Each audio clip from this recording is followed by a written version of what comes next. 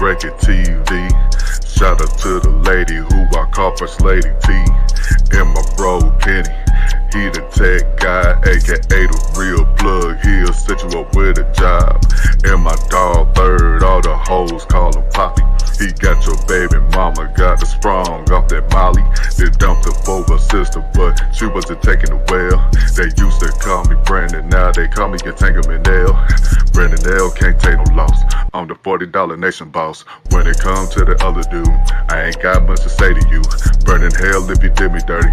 I done made it to the age 30. Told Pez she the first lady, she gon' let you know if you're acting crazy. Third water enforcer, talk to him wrong, he'll smoke ya. And my brother Kenny Conjo, he just cashed out on the condo. Tennessee to the DMV, all the way to the H-Town. Backstabbing bastards better not ever come around. I'm spending on the squad, all I do is splurge.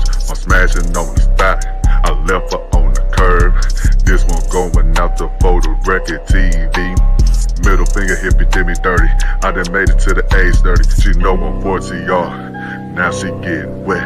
I'm throwing up the bow, yeah, rep the set. Disrespect the foe, I put a slug in your neck.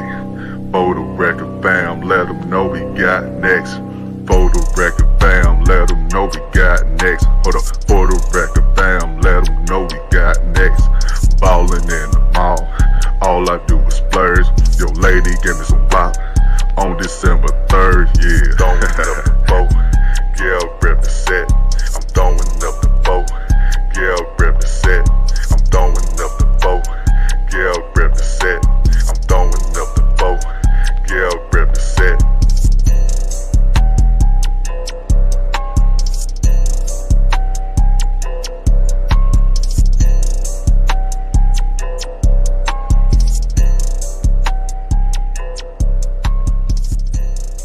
Shout out to Sister George. What up, Sister George, man? I was just telling him, I said, you gonna do an interview with Zoe Williams. That's what's up, man. Yeah, we see you, Sister George. We see you in Concrete Rose, man. Y'all moving on up in the world. Congrats on your interview with Zoe Williams, you know what I'm saying? But let me just say this, Brandon. Hey, man, you know, I never get tired of hearing that song, bro. You know, the intro, you know, it's a dope song. And hey, I just you know, I kind of been noticing, but I'm just not like kind of really hitting it. But hey, I like when you say, hey, man, you know, I'm smashing on this thought. You know, say, you know, if you left on the curb, hey, man, you know, we smash thoughts. Hey, man, that's what we do with thoughts. We smash them, we leave them on the curb. We don't handcuff them, you know what I'm saying? We don't trick on them. We don't do none of that, bro. So, hey, man, I feel you on it already. Hey, that was the old me. That was the Entanglement L back then. Now my name is Bitcoin L. We know we changed now. We sell them gentlemen's. Oh, so when you turn 30 now, it's no more entanglements. It's all Bitcoin. Yeah, huh? Bitcoin investments, you know, getting your life together, you know, getting healthy, all that. But anyways, I got to ask you, Topaz, that telling guys that you 40R, did that, you know, get you somebody for Valentine's? I mean, it did, but then like the storm happened, and I got to show y'all some footage of what I was doing on my Valentine's Day because I got the video. So I'm just saying, you know, I had to survive for my life. I didn't get to make it to Valentine's Day. I mean, but I'm out now. Y'all can go ahead and say some. I thought you were about to play it. I thought you were about to play the video. No, I'm gonna play it when we get to that topic, when we talk about the winter storm, because that's what my Valentine's Day was. Okay. Yeah. So, Third World, how was your $20 nation, man, on Valentine's Day, man? That's an inside joke. That's an inside joke. I don't know about that. That's an inside joke. So let me say, you know, Wabentine's. Excuse me, Wabentine's. Yeah, I had a great. That is not. Yeah, I had a great. Y'all silly. Yeah, I had a great Valentine's. I mean, Wabentine's weekend. You know, got plenty of WAP. You know, plenty of top. You know, what I'm saying? Nah, you know what? Let me quit playing. But nah, I mean, you know, I had a pretty good Valentine's weekend. Can't even lie. Hey, that's what's up, man. You know, I spent it with somebody pretty dope, somebody that's pretty special. So, you know, it is what it is. We had a good time. You know, we went out, you know, a couple different places, you know what I'm saying? And, you know, I got her some gifts. She got me some gifts. And, you know what I'm saying? And we came home and, you know, we did what we did, you know what I'm saying? So, you know, it was a good little Valentine's, man. It is what it is. So, I definitely had a good little time, and we definitely enjoyed ourselves and kicked back and whatnot. So, what about y'all?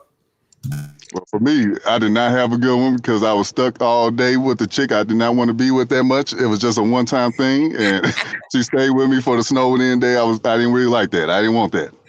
And That's what you Monday, hey, but I had a lot to. I said, hey, Monday coming up, I got to go work. But thank God my job hit me up. They said, "Now we off today," and I just shoveled all the snow off my driveway, getting ready and stuff. So, hey, it wasn't. It was all right. It was all right. I wanted to go to Taco Bell though, but you know how that is.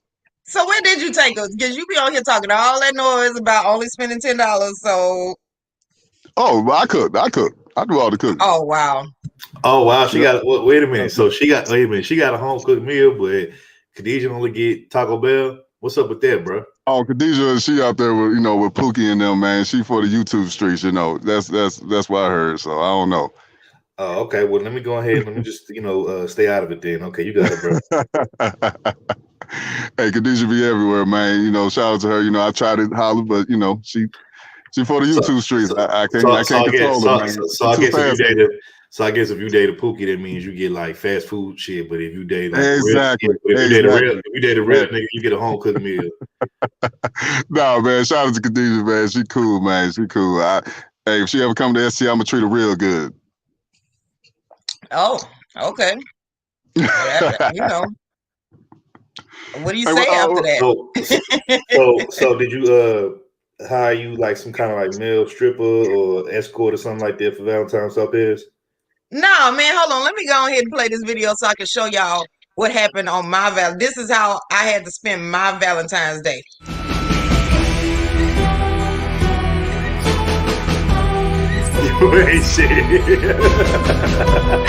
I was fighting for my life, man. I'm just saying, like, nah, man, I had to survive. I was scratching and surviving out here. I ain't have time to think about Valentine's Day. So you was on some like Hunger Games, Princess Warrior type shit for Valentine's. Yeah, I had to, man. Like you had to fight people for bottles of water. It was ridiculous. I mean, it's horrible out here. But it's all right because today is 60-something degrees. It's supposed to be 70-something tomorrow. The ice is thawed, and now I just, I got to find some places to go. I was running errands all morning just to be out the house. Hey, speaking of that, lady, you out there in Houston. So what's going on out there? What was your experience like, with all the snow and the winter storm and all that? Well, first of all, Houston is not set up for this kind of stuff, right? Like it was already bad. It was actually a bad winter storm, and they never knew when it was going to end. So every other day they kept telling us, all right, we should be okay in 2 days. And then they kept having to update it until finally, it was finally over. So it was already getting cool before that. It was already in the 40s, and then it dipped down. Like one day the high was 23. I cried. I made another upload too, begging for people's prayers because, I didn't know it was touch and go. So like, with the lights with the lights still on? Yeah, my lights only went out during the rolling blackouts. So at first, the first 2 days I was straight. I had lights. And then when they started doing the rolling blackouts, because a lot of people don't know that Texas is our electricity is privatized. Because Texas being a red state, it doesn't like government interference, especially with utilities. So our electricity, we want to be able to, like, Texas was trying to set itself up to be like a big dog in the electricity industry or whatever. So we have ERCOT, and what it means, it's an acronym. I can't remember what it all goes for, but basically we are not on the federal grid. We got our own electricity, so we couldn't even borrow power from the states around. Right. And it's a whole lot just for no reason. So the senators were getting mad at the residents for saying, you need to help us out through this. And so they was like, this one of Colorado County uploaded on Twitter was like, well, y'all so lazy. You need to get up and find a way to make your family warm. We don't owe you anything. And so they lit him up on Twitter. No problem, Miss Miller. You was talking about the mayor, the former mayor of Colorado City? Yeah, he resigned. Yeah. He had to go ahead and resign. See, did you hear his response? He was saying that he been resigned back in February 12th, and he was saying that he was saying those comments as a citizen. He was no longer the mayor, so that's why he said what he said. Yeah, I mean, he might. the thing is, he's still not a citizen. He's a former mayor. He's not going to go back to being a regular citizen. Everybody is going to expect him to have intimate knowledge of what's going on. So, I don't know what to tell him. You should have never ran for office. You don't get to just throw it away like that. You're going to always be a public figure. It's too late. Well, And maybe still, maybe he was tired of y'all asking for handouts and stuff. He was tired of helping people out. He said, "No, I'm done with this. I'm just here for my family. Now I'm just a regular citizen. He want to live a regular life now. Maybe he was done with politics." So my question is, if he just a regular citizen right now, what are he answering questions that were directed to the Texas government for then? See, you can't just be hopping in and out when you want to.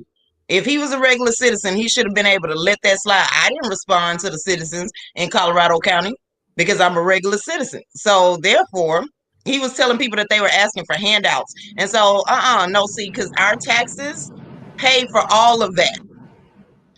Right. And speaking of another politics news, your boy Ted Cruz, he said, "Hey, he gonna fly him and his family out to Cancun somewhere, and after, before the winter storm happens." So, how y'all feel about that? Well, let me say this real quick before we get to that. So like everybody knows, I'm from Houston, but I'm not currently living in Houston right now. So I talked to some family members and some friends back home, and they pretty much had lost power from. I guess it started like Valentine's weekend. They lost power, and then some of them didn't get power back till like maybe a day or two ago, and a few that I know still ain't got power till today, to this day. And then one of my aunts, actually two of my aunts that I know, they pipes busted, you know what I'm saying, and made a big mess in the house or whatever. But thanks to the Most High, just thanks to them, handling their business or whatnot. The insurance, was going to take care of all of that and get all of that fixed without them having to really come out of their pocket like this. So that's a good thing. But yeah, man, this whole, I guess you could say, like, just winter storm, they just took the whole country by nation, man, out of nowhere, man. It really just threw a monkey wrench in a lot of people's plans. And, it just caught a lot of people off guard, especially particularly people in the southern region that, where it normally doesn't snow. And what people don't know is that, in Texas, the only areas that really get snow like that is like northern Texas, like Dallas, Tyler, Lubbock, Amarillo. You know what I'm saying?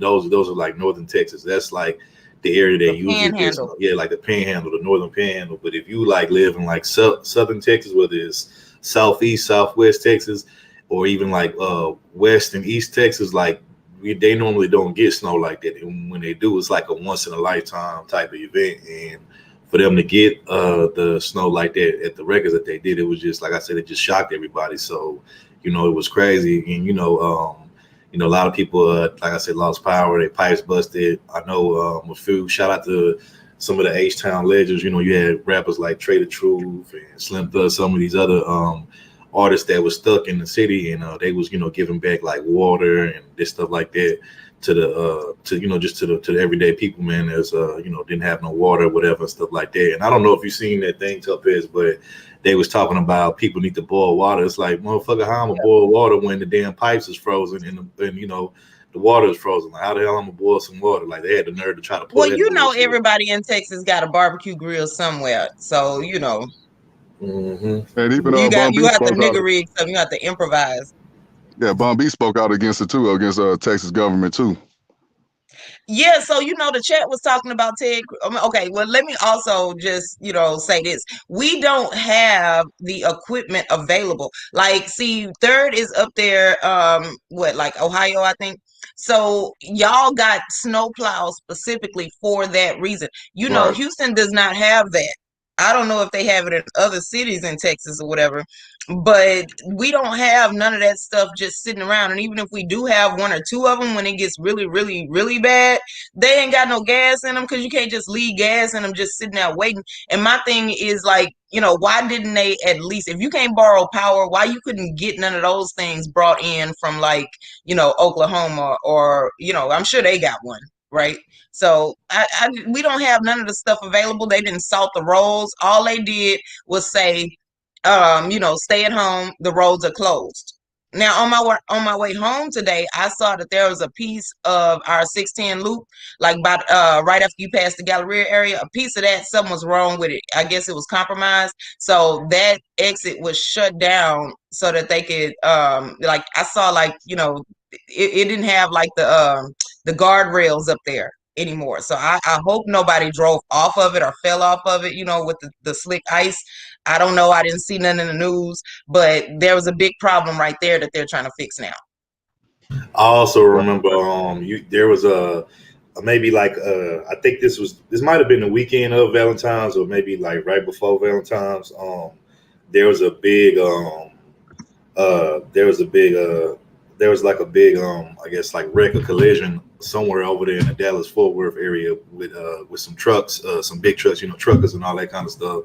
And that caused some issues, and it was due to the snow or whatnot. So yeah, man, this whole snow debacle thing has really caused, like I said, like a monkey wrench and just a bunch of people's plans. And really, I looked at like a news article, and it said that pretty much the only area in the country that I guess it wasn't like freezing or snowing it was two areas. You had southern Florida, which go figure, although it never really gets super cold in southern Florida, and then you had the West Coast, like particularly like California. I think the lowest it got was in like the 40s or whatever, like mid 40s or whatnot. But pretty much if you was anywhere else in the country, you pretty much was just, shit out of luck. You was getting snow, you was getting below freezing temperature or whatnot. So, pretty much the whole country pretty much suffered and went through it unless you was in southern Florida or on the West Coast. When I say West Coast, I'm talking about California, and that's pretty much anything above California, I guess, Oregon and the state of Washington, they got snow real bad too. So yeah, just one of those things, man. You couldn't really beat the snow, man. You couldn't really hide from it. So it's just one of those things. And as far as your point, Brandon, about Ted Cruz, I mean, I'm not surprised, bro. Ted Cruz been around for a long time. And, it is what it is. Them people that's in certain positions, they only care about people that's in their own tax bracket and they, little, circles. So they don't care. The regular, everyday common folk, they don't give a damn. As long as they still get money off of us and, that we paying our taxes, that's all they really care about. And I forgot, what was the name? Who was the name of the mayor, Topaz, the one in Tim Boyd. Tim Boyd out there in, was it Colorado City, Texas? Yeah, Colorado City, Texas, yeah. Colorado City, Texas. And he said some stupid shit like to the effect of, oh, the government doesn't owe you a bailout or doesn't owe you to, to keep your house warm or whatever the case may be. Some stupid shit like that. He said. The government is the definition of owing us a bailout for this. So if a bank is going under, y'all gonna pay for that, but people don't have power and lights. I mean, I'm sorry, that's the same thing. See how angry I am? They don't have power and water, but you think that that's a handout? And then how are you? Where are you going specifically? You said get up and find a way to keep your family, warm and safe or whatever. How? Where are you going? Everything's shut down. Everything's cut off. Like, that was just a dumb comment. Real quick, I was gonna say, see the comment down there saying, do you guys think this was the weather was tampered with? I was gonna say, people have been saying this was all orchestrated. The winter storm. I see this girl. She was trying to melt some snow, and it wouldn't melt. I got the video. Y'all want to see it? The video? Yeah, go ahead. Yeah, go ahead. I'll talk on that after the video. Okay, hold on. Now, is it in here? Oh shit. Topaz presents further delays. No, I'm kidding. Whatever. Oh yeah, that's right. I gotta upload it. So y'all go ahead and talk real quick. I got it. I was gonna say this. Hey, in the meantime, everybody come pull up on us, man, because we ain't gonna be up here this long, probably like an hour, 2 hours or something like that, because we got an interview with Teapot. That's up around 7 o'clock or 8 o'clock, guys. I forgot what time. Yeah. So we only gonna be, like Brandon said, about an hour and a half, maybe 2 hours, and later on tonight, 8 o'clock p.m. Eastern Standard Time, we'll be over at the Prophet of Thought series with Brother Xavier. He will be interviewing me, Topaz, and my brother Brandon. So, come check us out tonight at 8 o'clock p.m. Eastern Standard Time over at the Prophet of Thought series with Brother X. You guys definitely don't want to miss it. Yeah, speaking of good news, my brother Third Ward finally went live on his channel for the first time, man. Yeah, man. So for those who don't know, all this time I've been like, on these, on these panels and stuff, and just, on our show, I hadn't bought a actual microphone yet. I hadn't got a microphone yet, and so, I actually, just recently received a microphone, and so, I set it up or whatnot, but I was having trouble trying to figure out how to use it. And then it was like, a day or two ago, actually, it was the other day, I think, that I figured out how to finally use it. Because at first, I was about to go crazy and be like, man, F that damn microphone. Because, I was, like I said, I was tampering with it, trying to figure out how to use it. And at first, I just wasn't getting it, but then I finally figured it out. So last night I decided, oh, why not? What the hell? Let me just go ahead and do a live stream. Let me do my first live stream on my channel. So if you missed it, go over to my channel, Third World Columbia, and you'll see my first live stream ever with my brand new microphone. It was definitely a pretty interesting live stream. I think it was about like an hour and 5 minutes or whatever, but I didn't even plan on being there that long. But shout out to everybody that came through, show love, hit the cash app, came in the chat. I really appreciate the love. So shout out to y'all. Right. Oh Lord, we got 2 Topazes. It's already bad enough dealing with one. We got to deal with 2. 2 crazy ladies. Shut up, sir. Shout out to everybody that's coming in the chat, though, man. Shout out to let me just give shout out to everybody in the chat. So shout out to She, man. I see you in the chat. You know what I'm saying? Shout out to Bismillah, Joe, Professor Black Ops. Give a shout out to Mika B. Of course, shout out to my brother Brandon, my brother.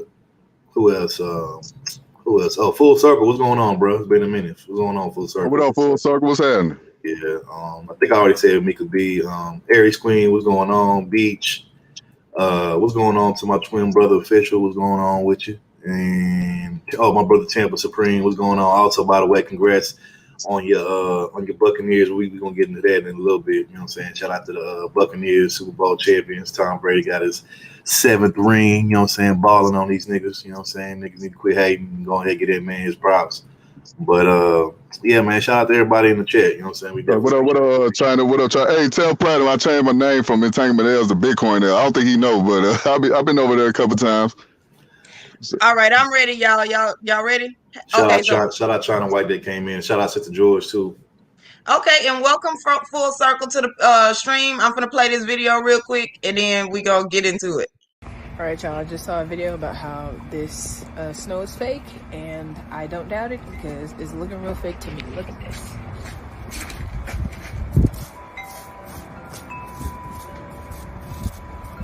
It's like, it doesn't melt, really. Look at my hand. It's like not. We're about to see. I got a candle.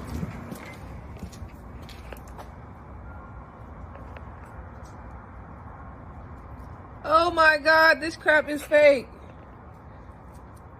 Look at this.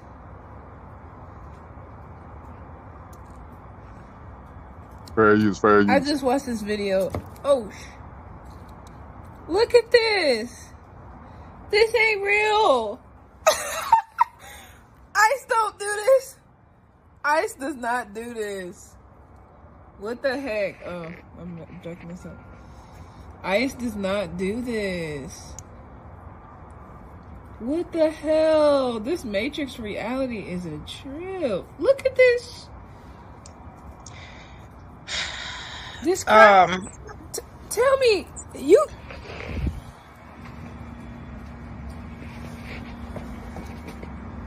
Now we out here. The lights out for this. The lights is out for this in Houston, Texas. For this. For this. Look at my hand. They're not even barely wet. My hands are barely wet. Look at this. My hand is barely wet.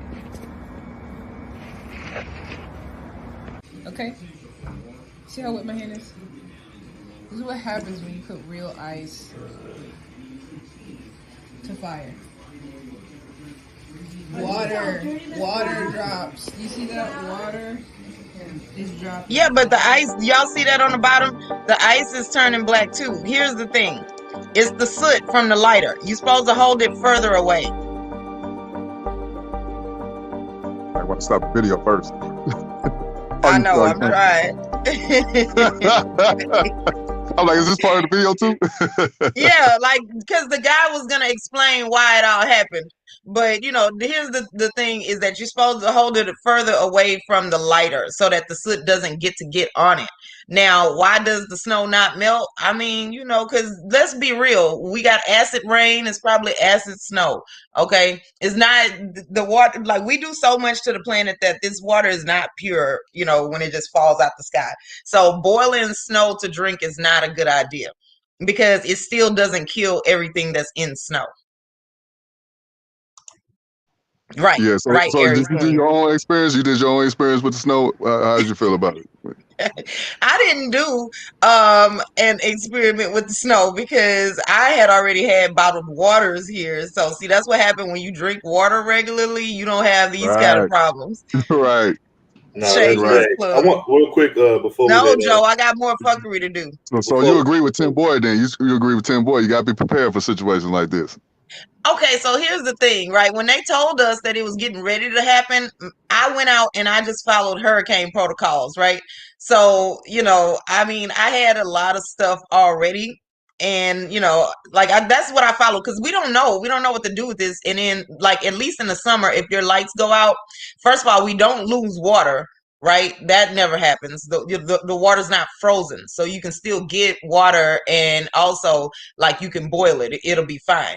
So the only thing, even if you lose power, we got generators, and it's okay to open your doors. It's a more bearable thing when a hurricane is in the summer. This nobody was prepared for it, and so that's what I did. Is I just followed hurricane protocols. Oh yeah, wait, that was yesterday because I saw it this morning. Rob B did a snow experiment. Oh, she out there in Texas too? nah, No, she's somewhere up north. no, yeah. My thing is this though. I got to give a shout out to my brother Rollo over at Wake the Hell Up 7 channel. He called this the other day. I think he was on Red's the Bad Guy panel, and he said something about I remember he was the first one I remember saying in this space that the snow nowadays is really fake, that it's not real. That he was saying compared to when he was growing up back in the day, and he's up there in New York. And he was saying compared to back in the day when he was growing up, or even he said he don't remember. He said the last time he thinks the snow was actually real was probably like sometime in the 90s or whatnot. And he was the first person I remember saying this. And he did say that somebody tried to do an experiment where they tried to light the snow up and that it wouldn't melt. And at first, when he said it, I kind of like thought he was like joking, but then I did some research and looked up the video, and I'm like, damn, like how the hell you can't melt snow? I'm like, that don't even make no sense. And so I got to give him his props. But yeah, I don't know what the hell's going on. And, there are rumors out there that the government does have like this machine that can, I guess, manipulate like weather and all this kind of stuff. And I forgot what I think it's called, like HARP or some shit like that. So I wouldn't be surprised. That's what Joe W came up here to talk about, I'm sure. Yeah, and so actually, no, I didn't, Miss Topaz. Thank you. Hold on real quick, Joe. Hold on real quick, Joe. Before we get to that, I'm gonna pass it to Full Circle first because he did get here first. But yeah, so that's just allegedly this whole heart machine thing, weather manipulation machine thing. I don't have no proof of it, but that's what they say. But you got it, Full Circle. You can come in because you got it first, and then we'll pass it to Joe. All right, I appreciate it. Can you hear me? Yeah. Okay, so let me start off by saying this. This is not the first. I don't live in Houston or anywhere in Texas. I've been in Dallas and Tyler. I know a lot of people are moving out there because of property, place to live. As far as the taxes, you got a good chance out there in Texas. So this just so happens to happen. Where I'm going with this is that we have to stop taking things for granted. Now, I believe not too long ago. How long ago was it? It's almost as long as I've been on YouTube. Was it 3 or 4 years ago? You all had a flood where the water was out there. Was it in Houston? Oh, Hurricane Harvey. So that was 17. Yes. Okay, so let me go into this. You got the storms. You got the water issue. Power and water. When are we going to stop taking things for granted? Hey, Full Circle, bro, you kind of borging out. I hope you borging out really bad. Okay. You might Can want you to hear start me? over. I thought that was me. Yeah. Can you hear me? You got it, bro. Can you hear me I now? hear you now. Start over, bro. Okay. Yeah, you good, bro. All right. So what I was about to say is that we got to stop taking things for granted. A lot of things that's happening, and you showed a snippet of China and what they're doing over in China. The same thing that they're doing in China, and you don't have to rocket science. You need to be equipped with and be prepared for. Like I think yourself, you said you kind of saw it coming, but you had enough water. And even if you got to put water in your basement, just hide water. You have snippet and news articles and pictures showing people now trying to melt snow. And I get it. But at the same time, if you are already prepared, you don't have to be prepared. You get what I'm saying? If you're already prepared and ready, then when it hits, you're not all shocked and on the news with the reporters all like, wow, I didn't see it. I didn't know. And nothing against you, sister, when you said a lot of people didn't see it coming. You hear that all the time. We hear it all the time. But it's like with everything happening more and more with this disasters happening, Hurricane Katrina, they didn't see that happen. A lot of us didn't see it happening. But it's almost like a lesson learned, like it's not going to get me next time. You know, it got me this time. It won't get me next time. A lot of people are sitting back as if like, no, it won't happen again. It's good to see when it happens, you can rebuild from it, learn your lessons from it. But to this day, let's be honest, people aren't learning their lessons. They'll still continue and going about their business in their lives. And then they're rushing over to the supermarket or to the hardware store trying to get that, whatever they need, flashlights and everything they need. But then let me go there. Then you have the non-blacks teaching courses and showing lessons on what you need to do to prepare. Why do we always have to be the last ones to the party? Get what I'm saying? We're the last ones to the party, and I hate seeing that. Why come when you say stuff like that, you know, you get pushback like, man, you sound like a sellout, you sound like a coon and all that. Yeah, but it has nothing to do with a sellout. No, it has nothing to do with, I get it. It has nothing to do with being a sellout, but you can compare that when it comes to your life. It's a life and death situation. You can throw that out the window. When it comes to life and death, I push it to the curb, because when it comes to your family and your life, you can miss me with that, because when your kid or your loved one is dead, then they're nowhere to be found. That coon stuff goes out the window, because while they're preparing when it comes to hunting and where to go on the high ground and places where you need to go away from the city, I get it. Shout out to Houston, LAR movement. Shout out to him. He's from Houston and stuff. Real good man. Met him in person, hung out with his brother. Real cool brother. I got other people that live in Houston. Right now to this day, other people that live in Texas, high profile, and I wish the best for them, and my prayers go out to them. But at the same time, it's like you have to be prepared. I don't care if it's an earthquake. With these things happening as we go into the future, the world is not being too nice to us humans on this planet. Maybe it's because of the way we treated it, along with science, the 1%ers out there. You know, with that lady putting out there that it's fake snow, I'm not shocked, I'm not surprised, but how do you counter it? How do you counter it? And shout out to this month being Black History Month. This is where the inventions come into play. Start coming up with inventions, ideas to counter it. You don't, even if you patent it or not, come up with a way to help your family survive and make it. You don't even have to make millions of dollars for it. When it comes to you and your family, what's more important? They shouldn't have been caught with their pants down. Like you said, nothing against you, like I said it a second time, sister. They didn't see it coming, you didn't see it coming, but how could you have gotten prepared with? We're not even done with the pandemic yet. We're still going through it. And do you notice they keep saying it's another one? Another part of it, another what is it? Another part of the pandemic. You know what I mean? A part 2 or whatever you want to call it. It's another stream or what's the word? I can't even think of the word, you guys. It's another strand. It's another strain. Thank you. I can't get that word. Yeah, it's another one. And it's like, wait a minute. So if it's not over with yet, now imagine it. What if the pandemic was all finished and done? Do you notice it's always something after something after something? I've noticed this and I've been following this ever since 9/11. And to myself, after 9/11, I thought that it was going to come at us to the U.S. by means of water, like poisoning the water. But little did I know that it was going to come through the pandemic. I knew something was coming after 9/11. It was just a matter of time. And if you notice, when everyone is all chilled, quiet, doing their own thing, everyone is feeling like a lot of people, I'm being generalizing with that, many people are thinking it's all good. We can go back to normal, but it's never going to go back to normal. After 9/11, it wasn't going back to normal. So back in your mind, you had to think like, it ain't over with yet, folks. Either it's going to be a catastrophe, either the 1%ers, and I don't want to get your channel, struck down. So I'm going to be very cautious of what I'm saying. They are steady to find out a way to where we can keep the people contained. Texas is not exempt. Texas is not exempt. Where I reside is not exempt. They're going after everybody. If we can get people with the fear mongering, to get them afraid and get them to just, be slaves to us, to our horn. More power to them, to them. Go ahead. I'm sorry. Let me say this real quick. I'm gonna pass it to Joe. I absolutely agree with everything that you just said. I do think that for some reason, a lot of Black folks, we tend to be very reactionary instead of like being proactive. A lot of times we get caught, slipping, and we're not prepared for a major event, whether it's a natural disaster, whether it's something to do that's not necessarily natural disaster related, and I agree with you. If you stay ready, you don't have to get ready. And I think what this whole situation showed me is that just how unprepared us black folks are for, random situations like this. And also what it showed me is that, man, I didn't realize how many people didn't have, like a backup generator. Like, there was so many people that like, man, I don't have. I'm like, man, did y'all have a generator? Like, nope. And I'm like, why don't, we have backup generators? Meanwhile, most white folks that I know, other race of folks, man, they stayed with like 2-3 generators. And I'm like, why are we so like ill prepared and ill equipped to handle, situations like this? But you got it, Joe. You got it. Hey, real quick, I just want to give a little pushback real quick. Y'all know Tim Boyd, he's the mayor of Colorado City, right? Mm-hmm. So I was looking up, it's majority whites over there. So to me, it seemed like he was going at the white folks that was complaining and saying that we need help. We need, you guys to turn the power on or give us something, to help us out. And it seemed like he was talking about those people too. Yeah, see, this is the thing. Make no mistake, they ain't cool with poor white people either. Exactly. Like they tell them that all the time. They literally say it to them. But white folks with money do not like poor white people. Right. They hate them more than they hate you.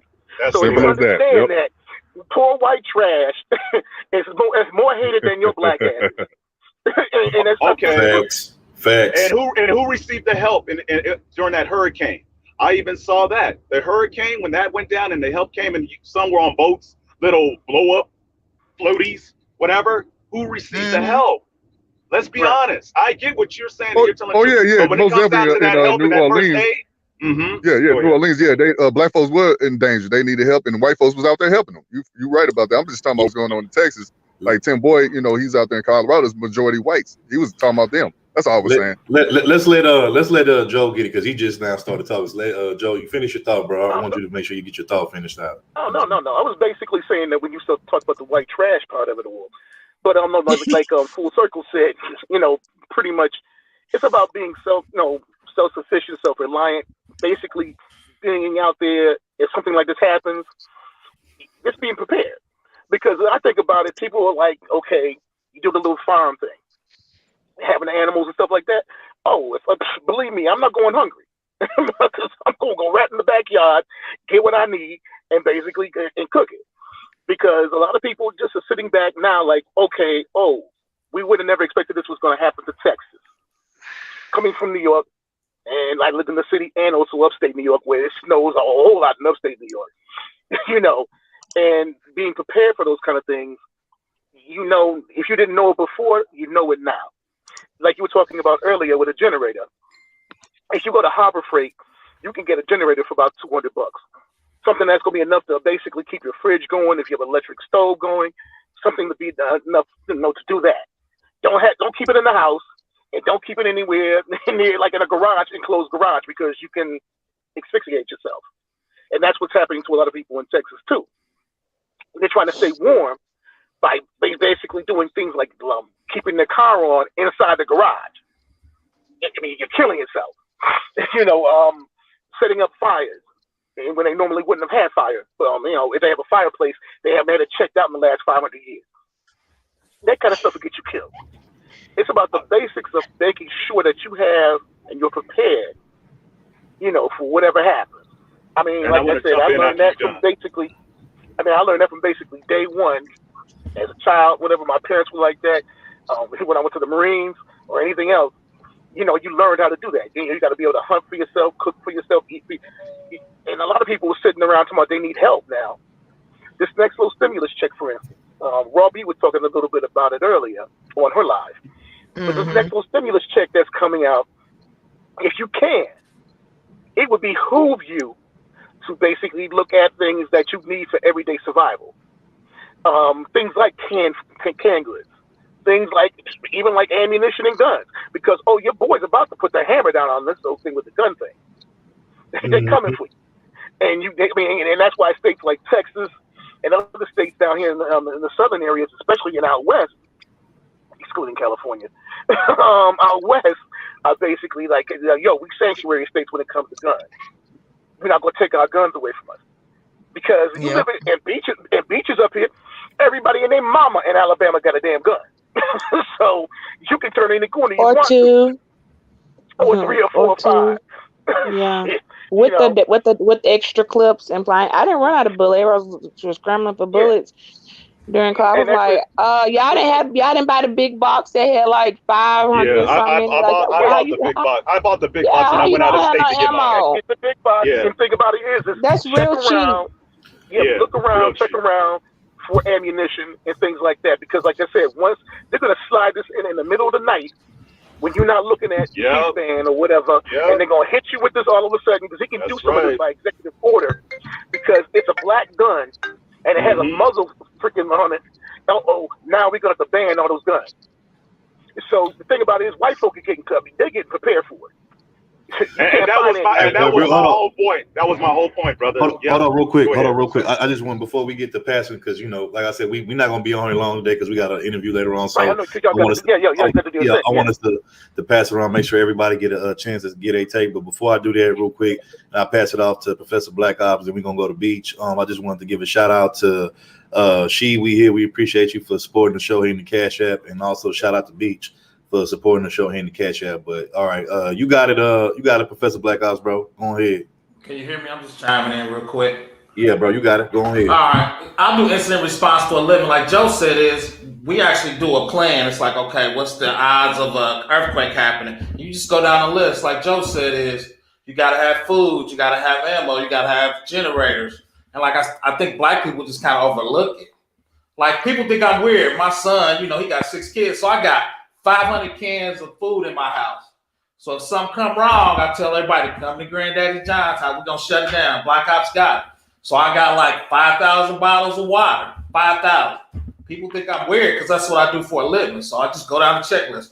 I got food, I got water, I got ammo, I got generator, I got gas because I need to run my generator at least for a month if we get shut down. Pipes, you know, just have a checklist like Joe said. I think black people just don't take it seriously until you stuck in it. Mm-hmm. Facts. Hey, we're gonna start calling you DJ 5,000 hours. We're gonna call you DJ 5,000 hours. But see, that's like 5,000 bottle of water. That's cybersecurity. When my man Kenny Conjo comes in, that's what you said. Okay, if an earthquake happened, how you gonna run your data data center? We're gonna flow over to Cali. So that's why you kind of do an incident response. If our building got hit, where are people gonna work? So that's kind of what I do for a living. So I just did it in my natural life. So I'm gonna turn it over to Beach. She got the ammo, so I'm gonna switch it over to Beach. Yeah, you got it, Beach. Go ahead. Hey y'all, I'm so glad y'all came back. It was good to hear y'all voices. We won't get you but once a week. Y'all take a break. Y'all gonna be gone a week. It'd be like a month. I was like, when? Appreciate it. I had to fight for my life, Beach. I couldn't come on here and bring y'all no content. All right. I know. Well, I was going to talk about that. Oh yeah. I think most of us up here are content creators for the most part, but first of all, I'm in Alabama, and I live in Tornado Valley, so my homeowner's insurance is a little bit higher. But I actually have 2 tornado shelters. They actually was built into the property, so. And then I added, he's right. Was that Black Ops talking about people don't be prepared because a couple years ago, if you buy them off season, they had generators. The $200 ones dropped down to $45. So me and my mom, of course, we bought a couple of them. Y'all, I called my friends. I called everybody. I said, y'all, generators $45. Like, you know what I'm saying? And it runs for 7 hours before you have to fill it back up. That's a pretty decent size, right? Do y'all know how many people bought a generator for me? None. So I just kept them all.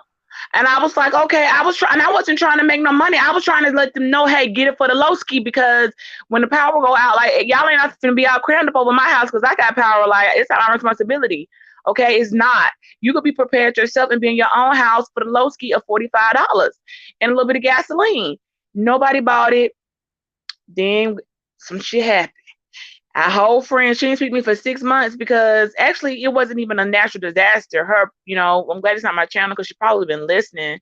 She subscribed to me, but their power went out. It was really, we were having a what do you call it? A heat wave. Well, their power didn't go out. They just didn't pay their bill. I'm just going to keep it keep it above. Okay, I'm keep it above here. You know what, Beach? You always do it.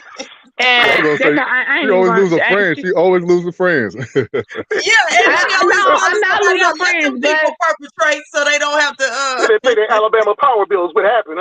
right, Yeah, she like that. No, that ain't true. See, no, y'all just didn't pay y'all bill. You ain't Hey, had. right. You Can I was add out something to before the the sister's storm. comment when she's done? Yeah, I want to add something. they. Oh, okay. I was gonna say, and they have a husband and all this stuff and grown men in the house, and I feel some type of way because I feel like I'm out here, I got my own way of doing things, but can't nobody say I ask nobody for nothing.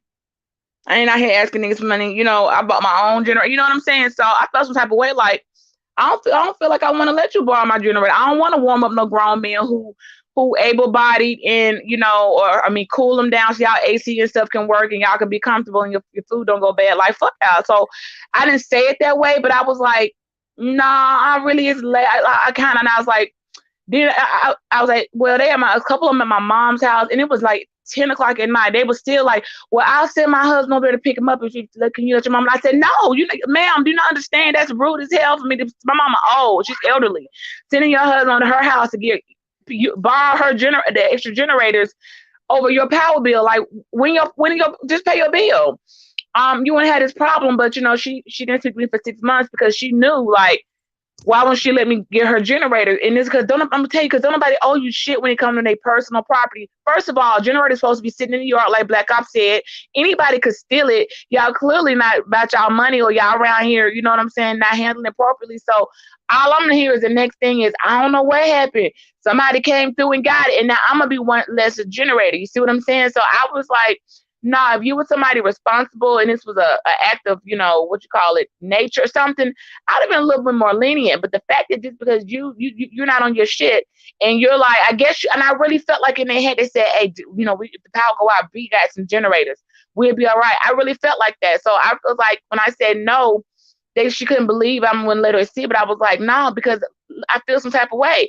Didn't nobody buy mine? I don't feel like these are grown. You got a husband, two other grown men living in that house, and it's not my responsibility. Like, why y'all didn't buy one for the 45 when I was trying to tell you? Hey, let me respond to that. 45. Beach is a hustler for real. Yeah, that's nice. Let me respond to that, and I'm gonna pass it to Full Circle. I think he want to get in on this, but hey, the best way I can give you, the best answer I can give you on that, Beach, is that this niggas always wanting some, only want something when they really need it. When they feel like they don't need it at the time, they don't want it. But as soon as they really need something, all of a sudden, oh, hey, could I get that? I need it. And it's like, no, but no, I tried to give it to you, before shit hit the fan. You didn't want it then, but now that your ass really need that shit and you desperate for it, now all of a sudden you need it. And that's the problem with it. That's what Black people do. We buy the stuff we want and beg for what we need. What you need. Facts. And let me real quick, let me say this. Shout out to the show The Boondocks. For anybody that's seen The Boondocks, there was an episode on there where they had that Martin Luther King came back to life or whatever, and there was a speech at the end where he went off on a whole bunch of niggas. And hey, the one thing that he said that I totally agree with, he said niggas procrastinate till it's time to worry. And that, if that's not the damn truth, I don't know what is. But I was watching that joint last night. I'm gonna pass that exactly. I'm gonna pass it to Full Circle, then Joe. I'm gonna bring it right round to you. So you got it. You got it, Full Circle. Okay. All right. So thanks. So I'm gonna go back to what the sister was saying. It's a saying. They say it's not what you know, it's who you know. I'm gonna show you where I'm going with this. You could have the knowledge, but at the same time, it's what you know. It's not what you know, it's who you know. You could have all the knowledge in the world, but imagine it in that community itself, where the sister was talking about herself as far as the generator. Imagine that person in that household doesn't have a generator, just in your community. You go knocking on their door, like when you're looking for sugar, a box of sugar, you knock on that door, you're looking for that person to have a generator. Can you imagine that whole community within that whole 2 blocks, 3 blocks, 10 blocks don't have a generator? So it's like that blind leading the blind. Nobody can help nobody. That's the dangers in that. When the pandemic hit, I'm telling you, when it kicked off, what was it, 2020? Was it January? When the news kicked in, when it first kicked in, I think it was November or December of 2019, or whenever it happened. And it just hit the news. Like when it happened with the bees. Remember the bees and the wasps? They were like the bees is coming over from somewhere else. It's done made its way to the West Coast. You got to and be very mosquitoes in one tune. year. The mosquitoes. No, Yes, you got to be the killer bees. yes. Killer bees. Yeah. You got to be very in tune to the news. I know they say don't pay attention to the news. Pay attention to key things. When there's certain things that's not normal that make its way over to us in the United States that it's not normal, like that snow, that fake snow burning. You got to stay in tune to things and to Mother Nature. You're thinking to yourself like, that's just the news. You got to start thinking like, wait a minute, this don't look good. When that happens, somebody mentioned Harbor Freight. I was up in Harbor Freight. Where you all reside, you might have a different place. Home Depot, I was getting everything. Masks, gloves, outfits, suits. Little by little, ladies and gentlemen, the things were flying off the shelves. You couldn't find the stuff. You couldn't find sanitation. I ain't talking about, the stuff to clean your hands, sanitizer. You can forget about the tissue, that plays a part, but I'm talking about just the protective part. I even went so far to even get the Army outfit, the Army mask, everything I could get. Talking about ammunition and guns, I've got it, everything to the extent of I don't even have a bazooka. That's the only thing I'm missing when it comes to protection. I went that far, but I had already had those things, ladies and gentlemen. I didn't wait until the news. I was already collecting those items, and then when the news hit, all it was just an add-on. When it came to the generator, right there, as the gentleman mentioned, as the sister mentioned, Harbor Freight, all of it is right down the street from some of us, but we drive right past it. We hear certain things in the news and we take it for granted. So that's why it doesn't make sense to be like, and the sister that spoke, it's not being selfish, because what's so sad about it is that you're going to come not knowing what's in my home, on my property, and you think you're going to take from me, and when you take it, I get nothing back. So you got to be very careful, because some people won't give you your stuff back. They'll take it and be like, thanks. That's like, I only let you borrow that. And for a short period of time, I'm looking out for my family too.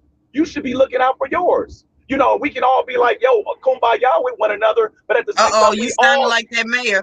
You sounded like that mayor. But I'm saying, yeah, right. But We all should be prepared, because when that next one comes. Hold on, guys. Hold on. We got to move on. We got to move on to the next topic. What happens if my generator broke, right? And I let you got mine that I lent out, and I can't get it back. We got to move on to the next topic, because we got to run out of time. But anyways, I want to hear y'all next y'all thoughts on this. So a brother from Nigeria named Austin Chang, he says if he's elected to be governor of Michigan, he says he want to put an end to Black History Month. What's y'all thoughts on that one? Or did y'all hear about that? I heard about it, and I feel like I agree with him, because we need Black History Year. Like, I don't want to be condensed into a month. I'm with that part. Yeah. Well, it's Asian Heritage History Month, and we got Hispanic Heritage Month. What they got Month. to do with us? We better than them. I have a take on that. Go ahead, it's not a pushback. Okay, so this is my take on it. I don't think it needs to disappear. It doesn't need to stop. But I do believe that we need to up our history. And when I say up our history, keep Black history, not just Black history. Is he Borgin? That's me. Hey, you Borgin, bro. You Borgin. You might have to start over, bro. Is it me? Is it me? Am I Borgin? Yeah, it's you. You Borgin, bro. You start over, bro. Go ahead, start over. Just start over? Yeah, start over, bro. Can you hear me now? Yeah, you good. Go ahead, bro. Okay. You got it. All right, okay. What I'm saying is that do we all either shop wherever you shop, a Walmart, neighborhood Walmart, Mega Mart, whatever, any of these stores, these are inventions and things that are on the shelf that are not Black made, not from Black inventors. We can come up with the history all day long. Remember that was at one point, at one extent, where it was always, talking about the inventors, Black inventors, Black inventors. We used to talk about that. I don't even hear that as much anymore, even when it comes to content creators, and that's crazy. So you have someone out there trying to get rid of Black History Month, but at the same time, it needs to be some pushback on that. We have to have pushback. And I know we were talking about, what's going on in Texas, but we have to have some minds. We have to have great minds out there. We have to have great Black minds. We have great Black minds, but we got to take it from the paper and pencil and paper, and we got to start putting that out there in the air, in the atmosphere. Get what I'm saying? I get it. I still believe. But at the same time, we got to start putting it on the shelves, and we're not doing it. We talk it. Remember, it was not too long ago. Shout out to TPOT. Shout out to those ones that are B1s, pro-Blacks, all of it, all in one, melted in one pot, and all in one. Okay, but we need to start putting it out there. We need to start getting these black scientists, these black inventors. I don't care how much it costs as far as getting a patent together. Start showing I the didn't even know world it was a what you're black made man of. it was a black man that Right. invented Super Soaker. I didn't even know that. Right. So Yeah, but that's great news, and that's old news. But it doesn't start. It doesn't stop there. Not cutting you off. It don't doesn't stop there. there. Exactly. I know about the Super Soaker. We all know about the Super Soaker. I've been out there to the Smithsonian, the one out in DC, the museum out there, where it shows everything that we've ever done. It's a wonderful museum. Shout out to Oprah because she put her money into it. A lot of those Forbes companies, those major corporations, they put their money into it to make that Smithsonian, the Black Museum out there in DC. Shout out to that museum. There's so much knowledge in that museum. But at the same time, as you mentioned with the Super Soaker, it doesn't stop there. I don't want us to do something. I want us to keep our history, but I don't want it to where it stops there. We can talk about it through and through, but we need to continue to, as far as the future. Once we're gone, we want to have our future inventors out there on the table. Exactly. Because we like you said, we talking about the same inventors. We need some new ones. We need some new ones out here. We need some new ones. Thank you, sir. We need new inventors to where it's like, look at, right they're now. not the only ones. Right. Hold on, y'all. Go ahead, Beach. Go ahead, Beach. Go ahead. Then after that, we're going to pass it to Joe after Beach. Oh, no, I'm just going to say, I got a couple of people that hit me up. I'm like, why y'all always come to me with this scholastic stuff? Like, I don't want to do that. Like, I've got 3 kids. I got nerds in this house. And they were like, let's do, would I be interested in the Black History, doing a little program on my channel. It's not that I don't mind doing it, but the other people was not really feeling it. I mean, they're just kind of like, because their kids are out of the house. And I was going to say the schools don't even care no more. I mean, I stopped going to Black History programs. It was so embarrassing. Like, they didn't put no money into the set. The clothes was like, what is this? Well, like, what are you supposed to be? And I was like, this is ridiculous. And then now with COVID, now for Black History, all they have to do is take a picture of a person that you look up to as a Black person and scan and submit it to your teacher. That's it. I said, you know what? Why even do it? At this point, it's been getting watered down. It's been getting watered down. When I tell y'all, I was not going, like, I'm not going to the program. It's embarrassing. And I have to tell my daughter, I teach them their own stuff because it's just so watered down. Now, even Black schools don't even want to, like, okay, we're not putting like, this is the drama club. Do not care. They might put on a big old, Socrates or a Shakespeare, presentation, but they're not going to put that type of money and budget into the Black History program. They're just not. It's really gotten to the point. And even as a kid, when I think back now, all I ever did was put on something, say this little speech. Hi, I'm Maya Angelou, and I wrote, I would say something somebody told me to say, but I didn't study that person. I didn't study their, like, what was their life like? A lot of true history. Like, it wasn't it was really, it's really watered down, just like an Easter play. Okay. You're supposed to go up and say 3 little lines about somebody and expect people to remember it. Like, no, if you're going to want somebody to remember, it really needs to be implanted every day into like a lifestyle of, you just have to do it. It's your own home. Like, everybody served, each man to their own home, each man be your own Noah to your own ark, and tell your children, hey, I want everybody right now to go find somebody for me that did look up something and just get them random assignments, because it's not the world's responsibility to teach you who the hell you are. I agree. It's not the world's responsibility. And coming together, as they say, as a community, we have failed at that. So the best I can say is to each man his own house. Okay, because people, more than likely, Lil Ray gonna come in there with, okay, 4-time Grammy Award winning, Future gonna come in there with some hip hop. Like, they're not really trying to. They're not interested. This is a different type of generation. I'm gonna leave it right there. But we used to go out and perform. We used to go do the step shows. We used to do, like, all the stuff that we even used to do. We ain't even doing it no more. I'm like, no one cares. No one is inviting. No one cares. No one cares. To come and perform and show them what, anything like the kids haven't seen, because you're not going to see that as a kid unless you're on a college campus on the yard. So they ain't even asking us to do, like, no one's doing anything. Like, post a couple of pictures, post some cliche quotes on Instagram and keep it moving. That's where we at. And I You got a joke. You got a joke. You got a joke. Go ahead. No, I mean, in the case of the individual that's running for, I think, what is governor of governor for Michigan. Yes, sir. Governor of Michigan or whatever. And I go back to what Aries Queen said. I'm sorry, wait. Sometimes I get this noise on this road. But Aries Queen said, basically, some of these foreigners need to mind their business. Facts. Black history, I'm not Black 28 days or 29 if it's a leap year. I'm Black 365 or 366, 24/7, and they're not going to let me forget about my Blackness. Wait, real quick. So think about it. I would clarify. I want to modify and clarify that we black 25-8, not even there you go. 25-8. You got it. That's what it is. Because the thing about it is some cat that's from Nigeria, mind you, of all places, that's running for governor of Michigan, can't dictate if Black history can be stopped or not stopped. It's not a national holiday. No, it's anything like that. It's something that we, as Black people, said, okay, we wanted to have this particular month, or the powers that be wanted to have this particular month for this particular thing to acknowledge the achievements and all that kind of good stuff that Black people have done. But what happens is this. If you're doing that every day in your life, you won't have to have somebody sit there and dictate to you, this is what you can do, and you can have it on this day, and this month is set up for that, or whatever else. Because, I mean, as probably the oldest person on this daggone panel, 56 years, and the only way I learned Black history as a child back in the 70s and late 60s was my parents had to tell me about it. I had to learn about the Stokely Carmichaels and Medgar Evers and all those kind of people, Malcolm X, and all that kind of stuff. That was learned in the house, because at school they damn sure wasn't going to teach it. So, and that's the case even now. Mind you, I think about it. I live down the street from an historically Black college. Actually, it's the second oldest Black college, I think, in America, and here in Talladega. But the thing about it is, you see nothing being done for Black History Month anymore. It's not even talked about. You don't hear nothing about it. In the schools, they don't teach it. My wife teaches at the high school. They don't talk about it. And it's a majority of Black children. So you would think that it would be a topic of conversation of all the things that have happened even here in the state of Alabama, which has a long and somewhat rough history when it comes to Black events. But unfortunately, I used to tell this guy that's running for governor that he can't do squat. They're still going to have Black history in Detroit. They're still going to have it in Ann Arbor or freaking Grand Rapids or wherever the freaking cities are in Detroit.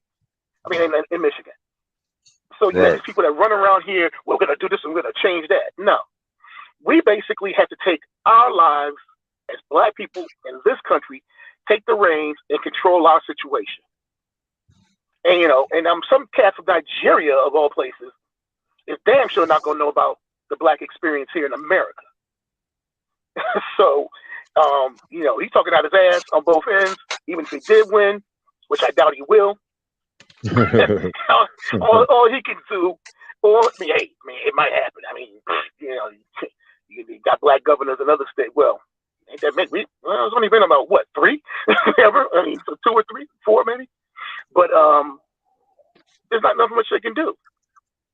That's yes, sir. Yes, sir. Hey, if Arnold Schwarzenegger could win, he could win too. Yeah, there it is.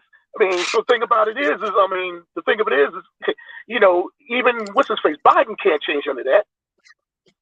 People are sitting there looking for him to give reparations to Black people. Please, that's not going to happen under him or any other president. Because the thing about it is, we don't put the illness we don't put the heat on the man to basically make them make changes. If we sat up here and demand the changes, and everybody get on deck, everybody's on the same page, and made demands for these changes, it'd be a whole better world. Okay, so question to you, sir. I got a question. You said make a demand for these changes. In the meantime, and nothing against what you're saying. Absolutely, I agree with you. What do we do besides the demand with the changes? What else do we do as far as keeping? I'm gonna go there with the Jesse Jackson, keeping hope alive. Besides the demand with the changes, what else do we have to do as Blacks to make sure that it stays at the forefront? And I'm speaking of Black History Month as far as disappearing and going away. What do we have to do in the meantime? We have to educate our children on it.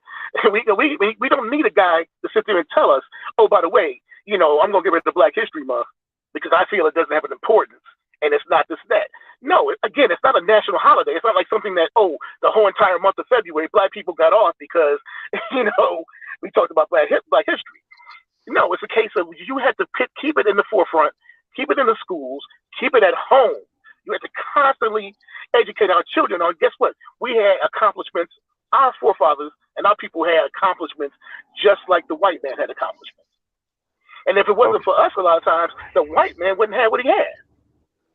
Y'all, I gotta interrupt. I just want to say this: the white people make a mockery of it. Even though I don't laugh, I was in high school in the '90s, and I ended up leading a riot. One of the first black riots at my school, because what happened on Black History Day, the program, all the white kids would check out as a way of like, they ain't got nothing to do with us. And it was a racist high school and predominantly white. But the fact of the matter was that they let them do that for years, and the gym would be so empty. It would just be us and a couple of kids who didn't have a car, the poor white kids who couldn't check out because they didn't have no car. They rode the bus still. You see what I'm saying? They was there half asleep, like, I don't want to be there. And it was a slap in our face. And that was in the 90s. So you got to think now. I don't have no problem with white folks not wanting to learn our history. I ain't got no problem with them. They had a right to lead. So imagine now, if it was like that then, I can't imagine where I live at now. I don't in those other schools.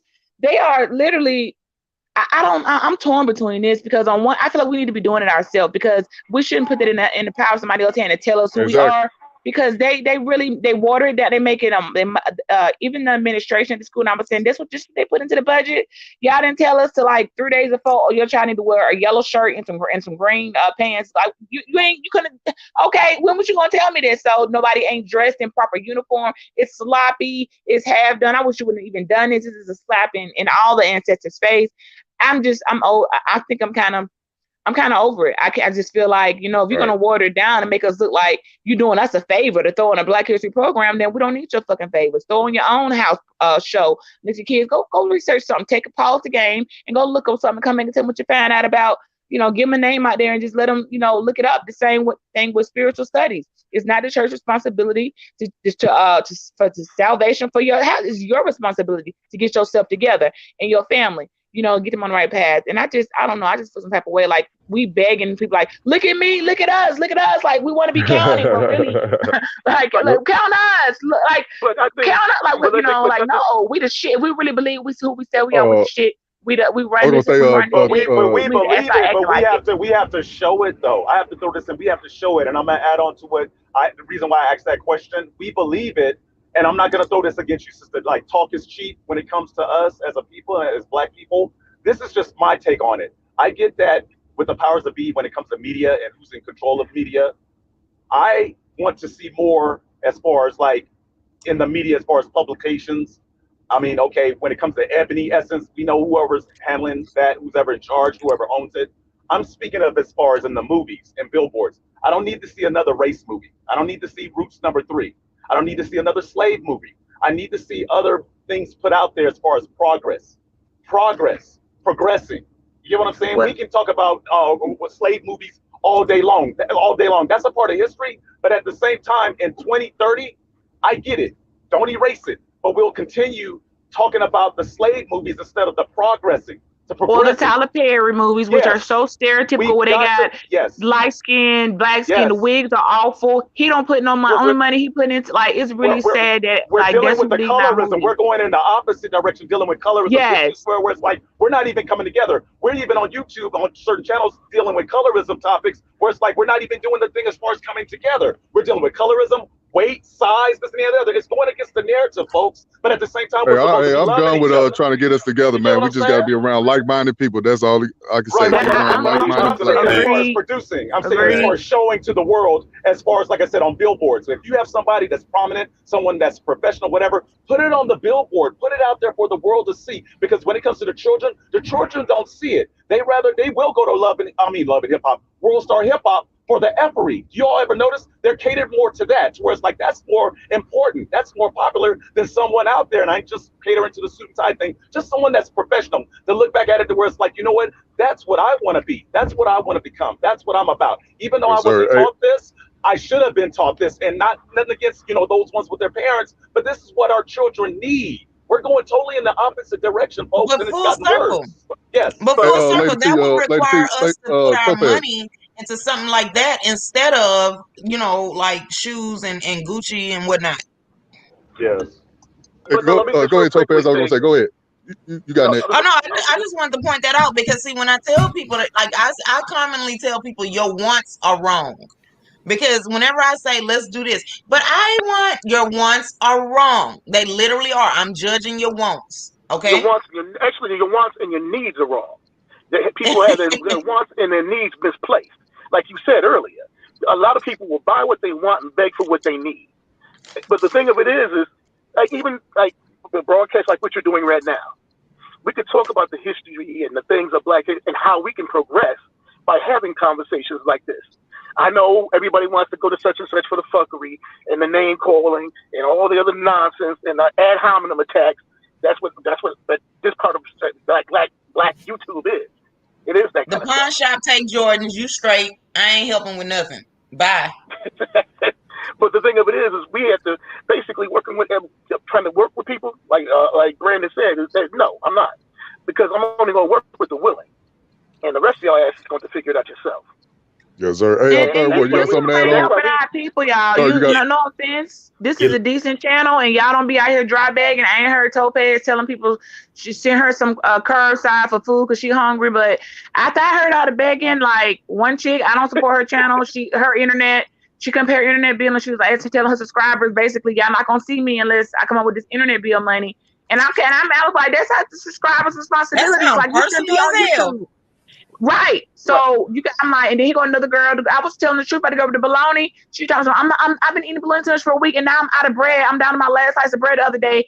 And people was like, who in San Antonio? Somebody go help her. Who are the subscribers at? And they like, girl, they can't help their damn self. Like, that's not their fault. How dare you get on your phone with a little bit of battery you got and try to beg for cat you can't go nowhere and get nothing. You still stuck. So that's not gonna help you. You trying to come up off of like, don't you got family or somebody? That's not your subscriber responsibility. If I'm in the bind Topaz for something going on in my personal life, I should call somebody I know in the real world to help me out. Not be hitting you up telling me some Topaz, I'm really, I'm down to my last slice of bread. Like that, and you know what I'm saying? Like that feels some type of way. Like YouTube has made Black people really feel like, you know what, it's my responsibility. Y'all want to hear me keep coming on, be your entertainment because y'all don't nobody want to have cable no more. Or at the minimum, y'all pay for your Netflix and Amazon Prime because they got some good shows on there. You won't feel like somebody was telling me YouTube is all I got to watch. So without YouTube, I got nothing. I was like, so you let your Netflix go, which ain't that much, which has a plethora of movies and entertainment, so you can unplug from social media. Then that's on you. You didn't even want to pay for Netflix. I mean, I get letting cable go, but I mean, you got to have something to watch, or so. Hit the subscribers. I said, and y'all, who sent our money? Mike was like, we'll say a prayer for you. And nobody finna send you nothing. I'm sorry, you down, and you better be glad you got a piece of bologna in there. You could have nothing. So that means you didn't have nothing in your house before the storm. So then maybe you should sit there a little bit hungry. You ate in 2 days, crying, coming on the camera, crying, all that shit. I'm not moved by these tears. I done cried many a times over real life shit. So I'm not moved, and I hate to sound hard, but you know what? The Lord knows I've done my share of charity, and I still do. But I don't feel like coming on YouTube and with the way I understand people's prayers. I can't send you no generator. I can't send you nothing, a snowmobile or a plowmobile to get your car wouldn't start. So I can't go anywhere, like the snow. But I was like, wait a minute, didn't her start to go out a couple months ago? Your car been parked for 2 months. Y'all trying to run game on a natural disaster and come up off of tragedy. That's shit I be, and that's why I'm like, I'm not giving you nothing. Thank you. Third word, you got the last. We got the last word, then we're gonna move on to the next topic. I'm about to say, let me get my take on it, then we definitely go on. But before I do that, so this episode of For the Record TV was provided to you by Topaz Presents. I'm stuffing my face with chitterlings and hog maws. You are a hater till you need to stop hanging out with Brandon. Behind the scenes, while she on mute, she's stuffing her face with chitterlings and first of all, I don't even eat chitlins. I object to chitlins anyway as a Black woman. It's Black History Month. Yeah, put the swine down, but no, I don't deal with the swine, my brother. But on a serious note, before I get into what I say, let me give a shout out real quick to the people that hit the Cash App. So, let me give a shout out to Professor Black Ops for hitting the Cash App, bro. We appreciate you supporting the show and coming through, showing love, and also shout out to my brother Cool J 87 for hitting the Cash App and always coming through, showing the love and supporting the show. Now, my take on it is, you guys are absolutely right. My thing is that at the end of the day, I'm with the whole, look, I think we should have Black history, but I kind of agree with Topaz. We should have it more than just for a month or whatever the case may be. But my thing is this, like, at the end of the day, we should, I guess do it ourselves instead of letting, other people tell us, because you notice when it comes to this whole Black history thing, the same people get promoted all the time. There's always the same people, it's MLK, Malcolm X, certain people, but we don't really talk about other people, the people that, we should talk about. And I get it, those people that I just named, those are like the famous people and the the big head figures and the popular people. But there's more historical Black folks than just MLK and Malcolm X. You know what I'm saying? And me personally, I'm a Malcolm X guy. I like Malcolm X, but at the same time, like I said, there's more people we should be promoting, and I feel like we leave out a lot of people that we should promote. Besides just those guys. You know what I'm saying, or anybody else. Or I guess you can put in there. You could put a Harriet Tubman, whatever, you know what I'm saying? Those are like the ones that kind of come to mind and they get represented the most. And I get it, like I said, they're popular, whatnot, but I think there are other people that are just as important. They just don't get enough shine or credit to me. But I actually, but I agree with everything you guys said. I really can't really add no more to that. So, Brandon, if you want to, we can go to the next topic, bro. All right, the next topic is we didn't get the chance to speak on the Super Bowl, man. Shout out to Tom Brady, the GOAT. He finally won. Not finally. He got a 7 ring, man. Shout out to that man. I'm so tired of people talking about he cheated and all this, man. Give this man his credit. He's the greatest quarterback of all time. So I want to know what's y'all best and worst moments of the Super Bowl. The best moments of the Super Bowl was when I had the like I said, if y'all don't know, there's a content creator called Topaz Presents, and she had like a girly stream during the Super Bowl, and that was so lit. Don't go to her channel, y'all. She promotes Black female fuckery. It ain't about y'all shit. need to stop acting like that. Stop being these type of people. It's in your name. It's your name, BFF. What that mean? I'm just saying. I be coming up with fuckery. Topaz, it was lit. We know, girl. We was there. I know, right? I'm just saying. They hating on you.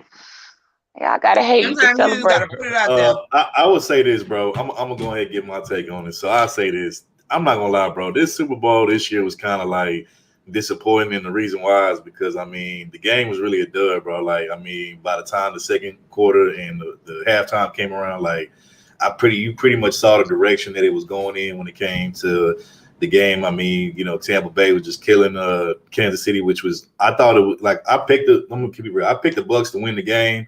I didn't put no money down, which I wish in hindsight I wish I would have done that because I would have came up with some good money, but. Like I said, I picked Tampa to win the game. I picked Brady to get his 7 ring. However, the problem was that I thought it was going to be a close game. I thought whoever won was either going to win by a touchdown or a field goal. Unfortunately, I was wrong. It was a blowout.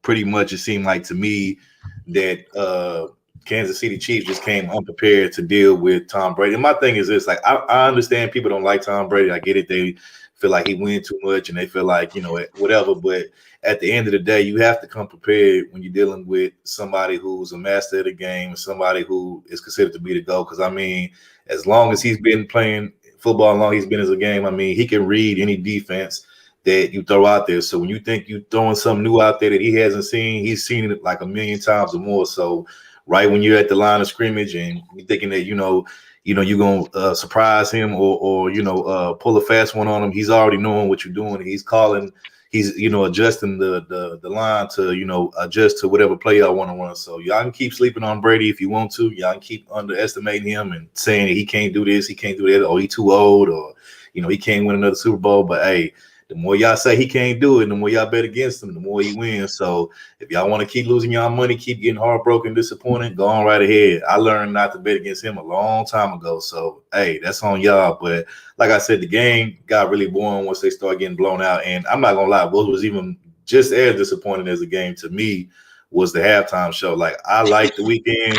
He's cool and all, but that was a dry ass, unenthusiastic ass halftime show. I'm sorry, like they could have done better. Like I've seen better halftime Super Bowl shows in the past, but this one had to be like one of the worst ones. I don't know whose was worse, this one or the one the year before. I think when they had was it J-Lo? No, it was this one. Yeah, it was pretty bad. I'll say that. But the only thing highlight for me was just seeing all the Brady haters get proven wrong. Like I said, I'm not even a Tom Brady fan. Though I hate Brady, but I'm not a Brady fan. But I knew they was going to win. Also, shout out to the city of Tampa. I think this was the first time that NFL team had actually won a Super Bowl on their home turf. In their home. I know they got lit. They was lit that day. I actually got family out there in Tampa, Florida, and they called me. And man, they was in the streets acting a damn fool, just clowning and cutting up or whatever. And also give a shout out to my bro Tampa Supreme in the building, man. You know, he called it. He said they would win it, and that it was going to win it at home, you know, on their home turf, and they did.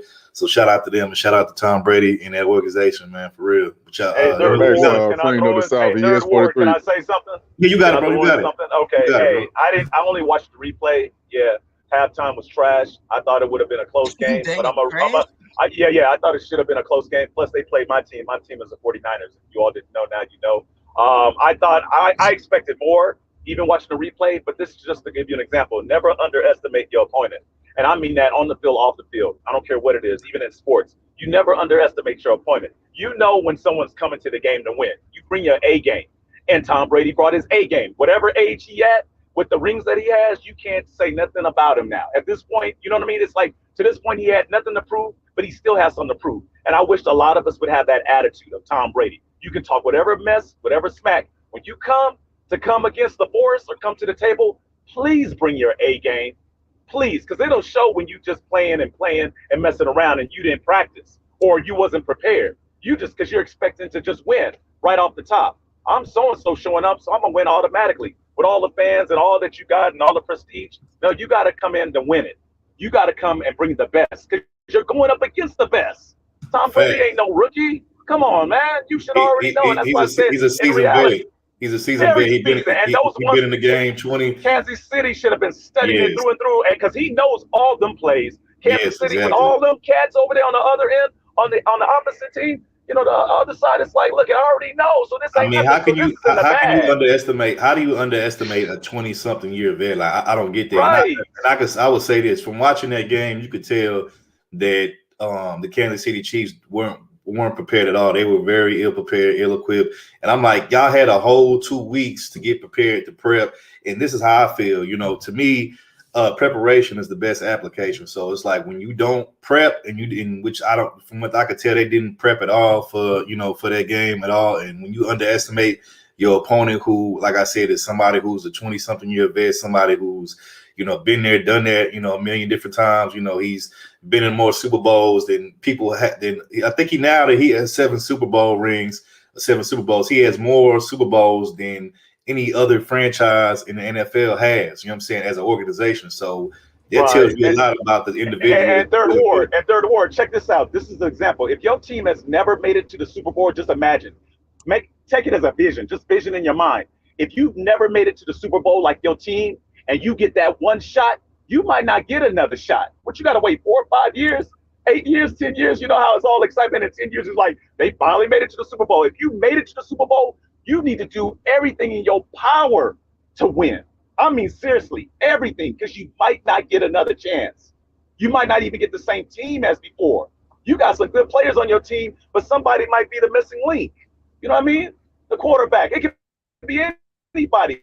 So it's all to win, not to play games, and not those type of games. Yeah, can you hear me? I was gonna say, hey, Third. So, yeah. No, I was saying you coming to win. Go ahead. Sorry.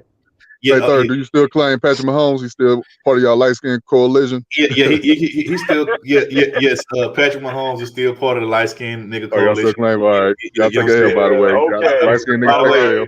Hold on. Read the comment on the screen. Hey, leave us light skin nigga coalition out of there. Leave us out of there. Get out of there. Leave us out of this, bro. Oh, man. Joe W, you got it, man. You got it, Joe. You got it, Joe. Hold on, by the way, Brady, you know what the revenge was for that? The revenge was, hey, man, y'all darkest brothers, man, y'all took a L when Nate Robinson hopped in their ring with that white boy. So there you go, right there.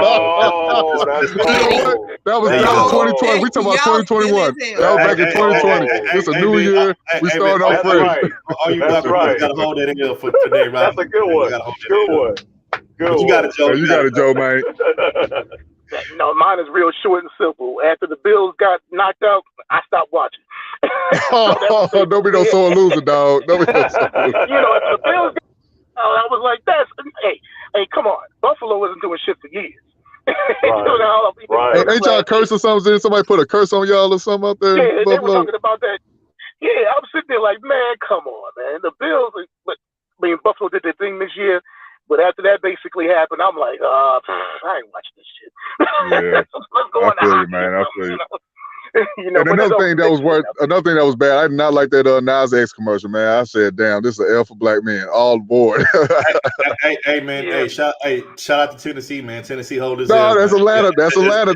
That's beaching them people. That's Georgia. That's your boy, Mr. Oh Old man, Town we don't Road. claim him. No, man. No. You got to beach. Oh my bad, Joe. You was finished. Was you done? Yeah. No, I'm done with it. Like I said, I kept it real short. I didn't even watch it. I was Okay. like, oh well. Hey, Beach, you watched the Super Bowl, Beach? You got a Beach. She there? I don't know. Maybe she busy. You got if you want to call it that, I kind of got lost in the sauce. I mean, so I don't remember a whole lot, but okay. Did you at least watch the halftime Super Bowl that show? was weak. Yeah, Weak it was weak. It was boring. What was up with them people sitting in them fake people sitting in the bleachers or trying to social distance? Like the whole thing, it just feel weird. It looked like everything. It ain't nothing the same no more right now. And I don't know how long it's gonna be like this. But I was just trying to make memories and trying to like enjoy whatever little bit of enjoyment we can scavenge up out of this world. But I'm definitely a Tom Brady fan. I don't know why people hating. That's what they gonna do. Like, like you're supposed to not be a master of your craft. Like it's a lot of people who ain't stepped down. They don't be, you hold that spot, so you hold that spot. But it was boring. It had them. Nobody was really impressed. It was, what's his name? Dude name. He was very disappointing. Patrick Mahomes.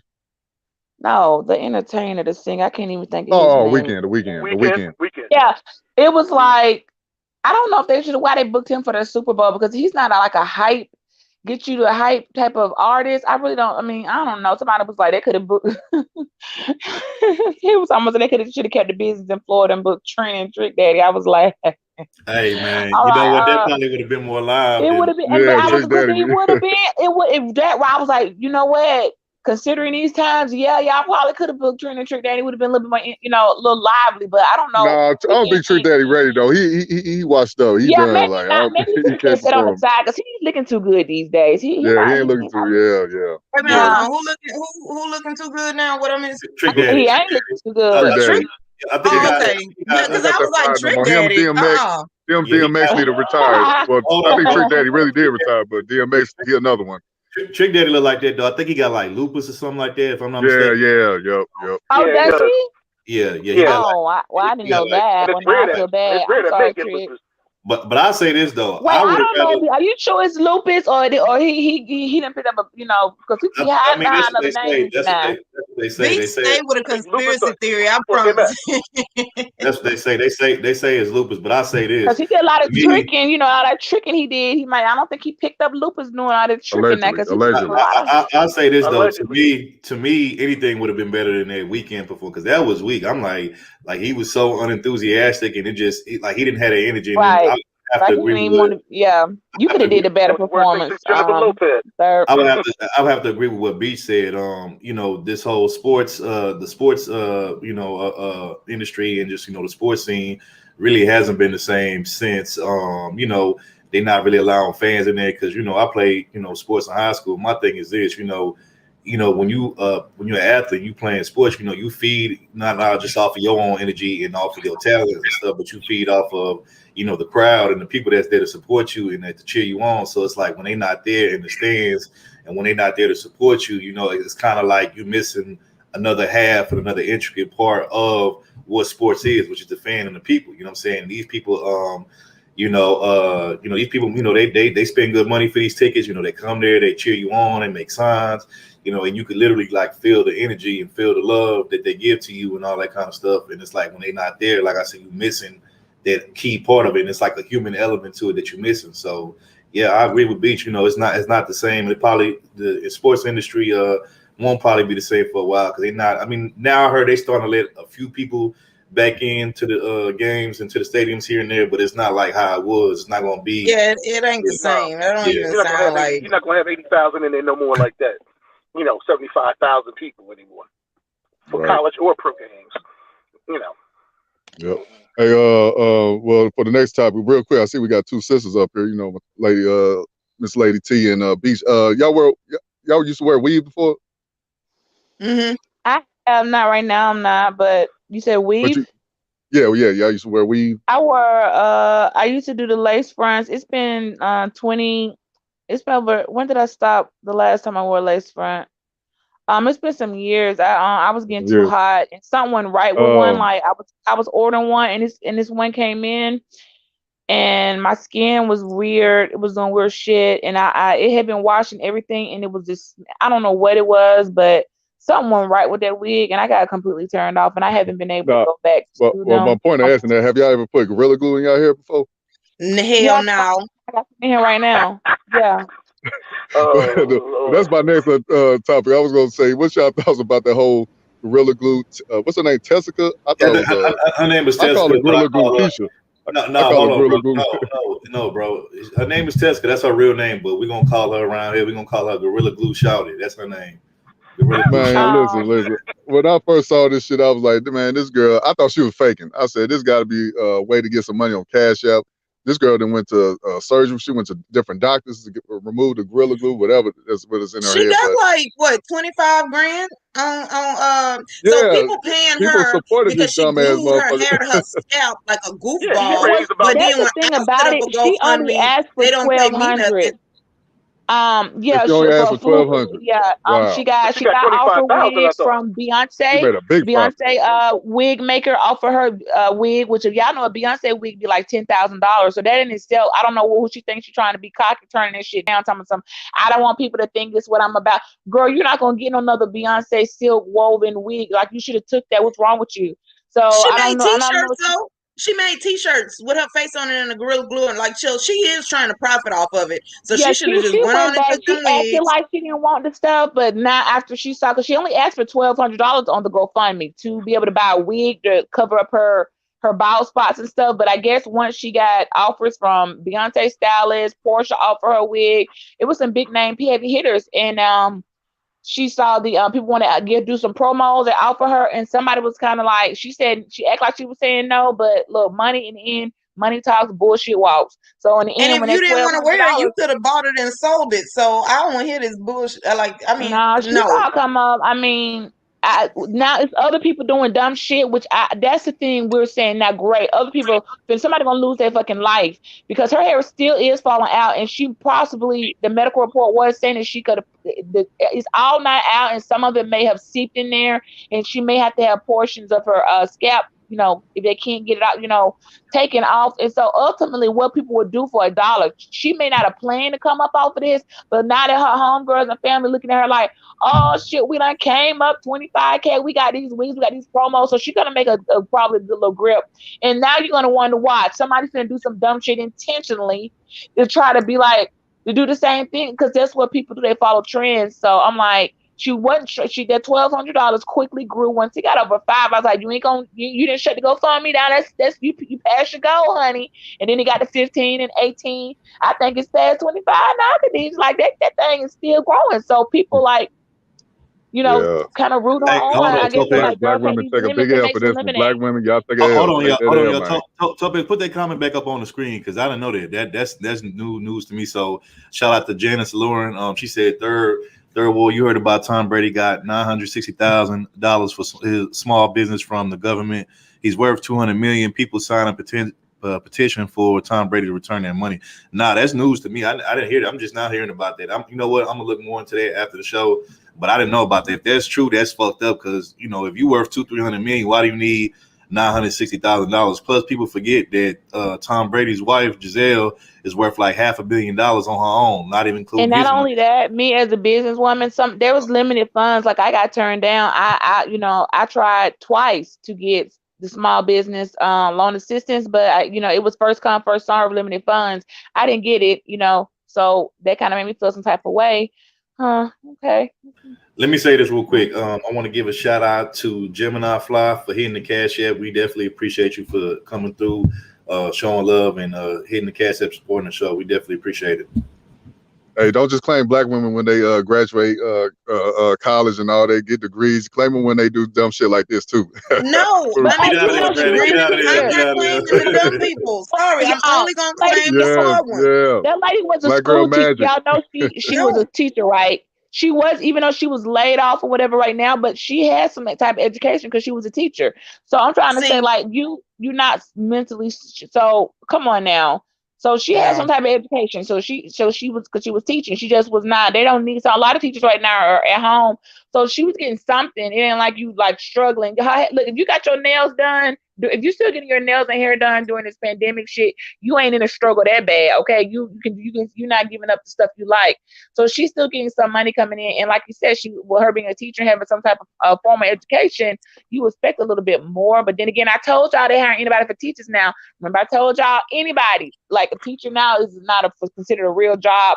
It's like the quickest degree, and they'll hire that type of shit. Like you supposed to be leading kids into the next generation.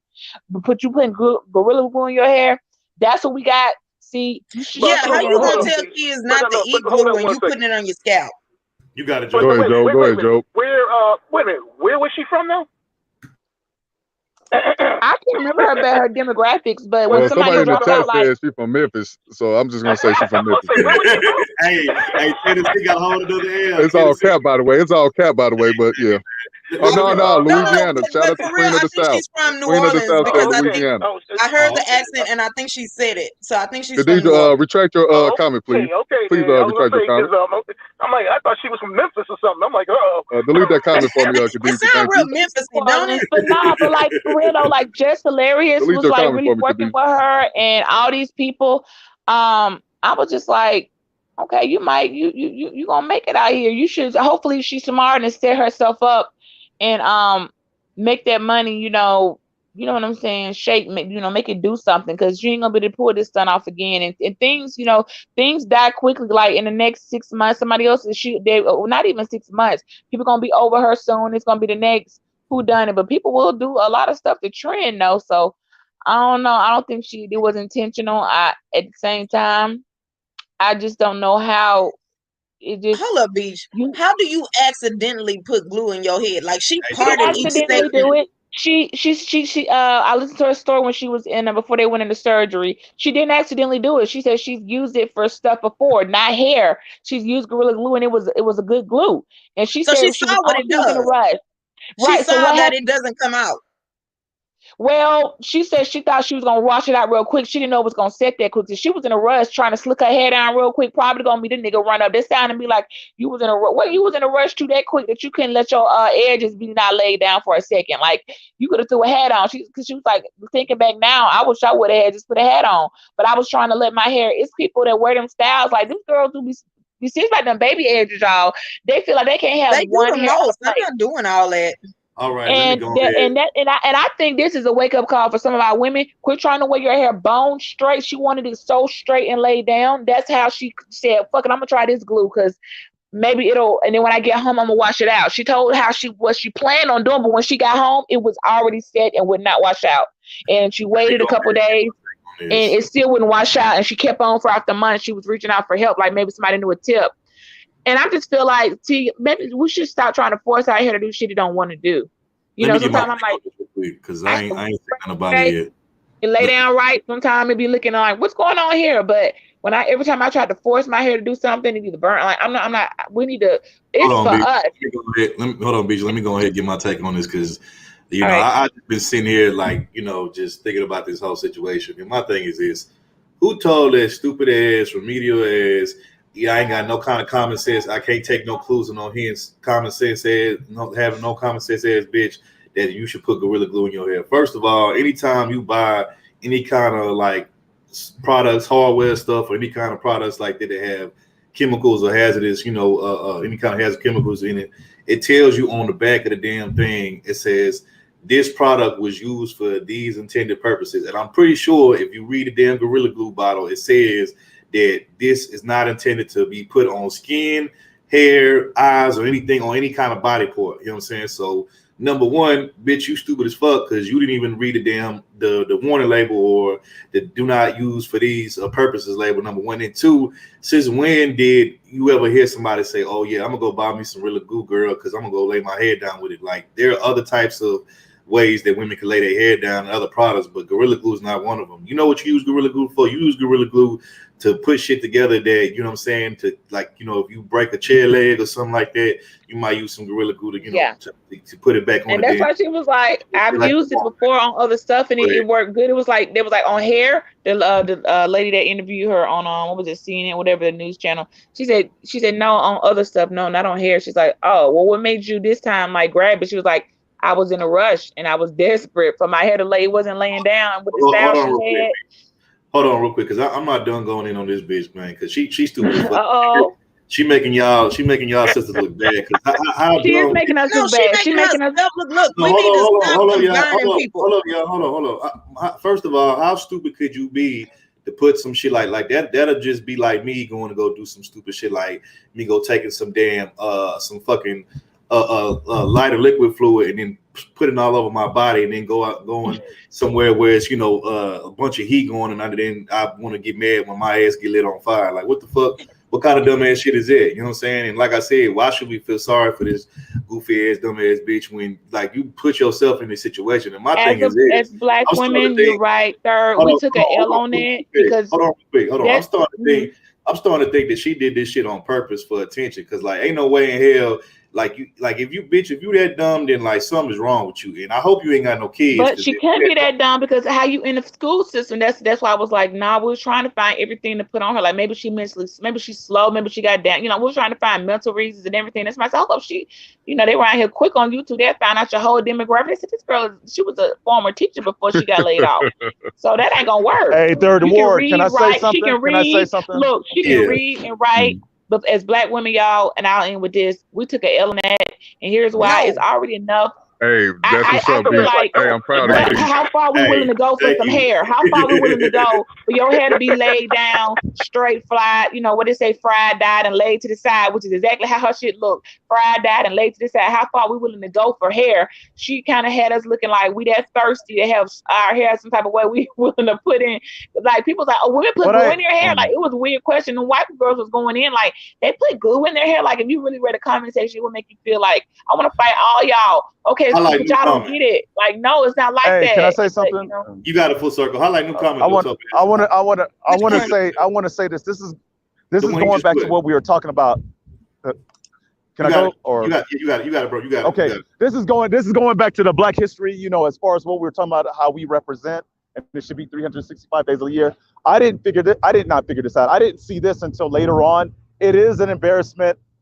Black women got to take the L on this one. Thank I look at it as embarrassing. No, not you. I didn't have to say that. You don't. Hold on. You don't personally. You don't. I know it's generalizing. Yeah, ain't no glue in my hair. Do you see I'm not trying to generalize. Listen, they can't take the wins for Kamala Harris. They can't say Kamala Harris won it for us. You got to claim Gorilla Keisha. Let me get this out. Let me get this in. The part when I say not that you personally have to take the L on this, but I'm going to show you where I'm going with this. I didn't see this until later on, until later after the fact. The SNL skit. I don't know if you all saw that. The Saturday Night Live skit. It was embarrassing because when they did it, and you know, as far as Saturday SNL, that audience, the majority is non-Black. Now it's being watched around, I don't know, maybe the world or around the United States. People are watching, okay? So when this hit the media, it was like it was a joke. So when I say, I don't say you in particular, that you particularly take the L and that you would be that person to put glue in your hair or stupid enough to put glue in your hair. But it's like the world is watching, the world is laughing. And it's like, okay, so this is what we have to be remembered as. You know, we'll remember it now. Years that go down the line, people won't remember it. But people, as of now, you know, that 5 minute, that 5 second wonder, that 5 minutes of fame, you know, that 15 minutes of fame, that's it. But at the same time, how many more L's do Black men and Black women have to take? You know, I mean, why can't it be on something that's, we spoke about this, progressing, prosperous, something that's and you know, the opposite, the people come to things like this, you know, when we speak of the effery, making mistakes, the buffoonery, this is stupid. But like I said, personally, no, you're not the one as far as in the collective that would do that. But as a whole, as it's looked upon as if like, okay, I know you're not the one, even if they're saying it behind your back and in their mind. I know you're not stupid enough to put some Gorilla Glue in your hair. And you know, you're telling yourself, hell no, I wouldn't do it. But that's how Black women are being seen. It could be Black men, but Black women are being seen like that. I'm just Full personally what I'm trying to say is circle. that When them I'm income tired of tax, us. when I'm them tired of income us tax being the butt checks of the drop, joke. I'm tired of us being the butt of the no, joke. but he's right. Mhm. When them income tax checks drop, and instead of somebody paying up their rent 2 or 3 months, Mhm. she finna go out and get that $500 wig, get that Mhm. $700 wig. He's right. I mean, how Mhm. far are we willing to go for Mhm. hair now? Come on now. Somebody finna spend a half a stack on a wig that's way out they price bracket because they got their taxes back. When I'm like, you Yes. could have put something up for little Pookie and Ray Ray future, or you could have did something like start shaving on a house or doing anything, but you gonna put the priority. The beauty supply store is gonna be popping right now. Taxes are dropping. The beauty supply Yes. store, Foot Yes. Locker, and Rainbow and City Trends is Yes. lit up right now. So Yes. you could be honest and just call Yes. a spade a spade. That's where the But money yet we going. When talking your about taxes Tom drop, Brady. Tom Brady got 200 million and his wife got this and getting whatever government or whatever money for his business. But at the same time, we got to take the moral route and say, oh, no, that's wrong. You shouldn't do that, Tom Brady. No, I think there should be others thinking just like that. And I'm not saying nothing against the moral part of it, taking the moral role, the moral stance, but you got a lot of ones out there like Tom Brady, and we don't have to be. I'm just saying, we need to take the same route. Stop that moral way of thinking like, oh, that's bad. You shouldn't do that. That whole church going, heavy, well, how can I put it? Heavenly, thou, all of that preaching, all that church preaching gossip thing. And instead of saying like Tom Brady, and I heard that earlier and I couldn't chime in on that, give the money back. They should give the money back. But you got these other cats like, you can kill me with that. He's not going to use his own money. And we should start thinking like that, even in business. Don't use your own money. And that's why Tom Brady will never go broke. He's not going to go broke. He's not going to lose anything. In fact, he's steady rising. He's not falling. He's rising. And regardless if he got a divorce, if he's still with his wife, even as a family, that money is going to be passed down, people. What are we passing down? We're passing down effery and fuckery. That Gorilla Glue girl, what did she get? A Mercedes? She bought a Mercedes. And we're sitting back, oh, that's wrong. She should give the money back. But you the ones not you all. I'm generalizing. I apologize. You all are the ones that's catering to it. Giving her the money. you do know There's when gonna we be more tried behind. There's gonna generational be wealth more besides panels, this Gorilla nobody Glue showed up. girl. Mm-hmm. Yeah. Nobody showed up. Yeah, I know. When we tried to do I panels know. on I generational know. wealth and that stuff, nobody can they Yeah, come, they see you go live, they come I in there and know. that's what they're talking about. They left the room so quick. It's like, And wow, they we leave. actually trying to show y'all some And tips they on how leave. to be mortgage free and pass on the pass down. Right. No one cares. So I'm like, well, fuck it. Then No one I guess cares. I get it. I know. I know.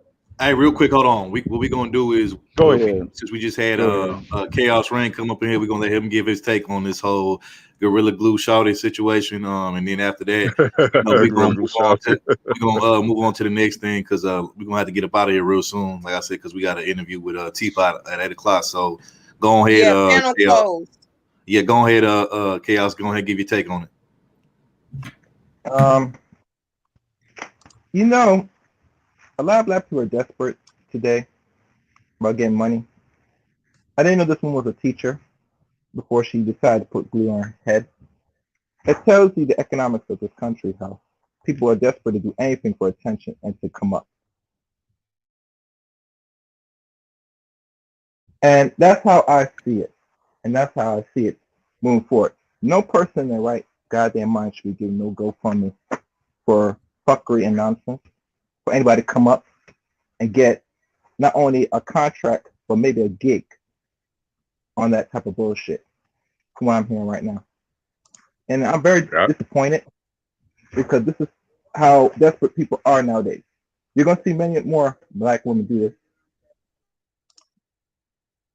Hey, I definitely agree because the worst part was people was actually doing the whole Gorilla Glue test. They put in their hair after the effect. So, yeah, you're right.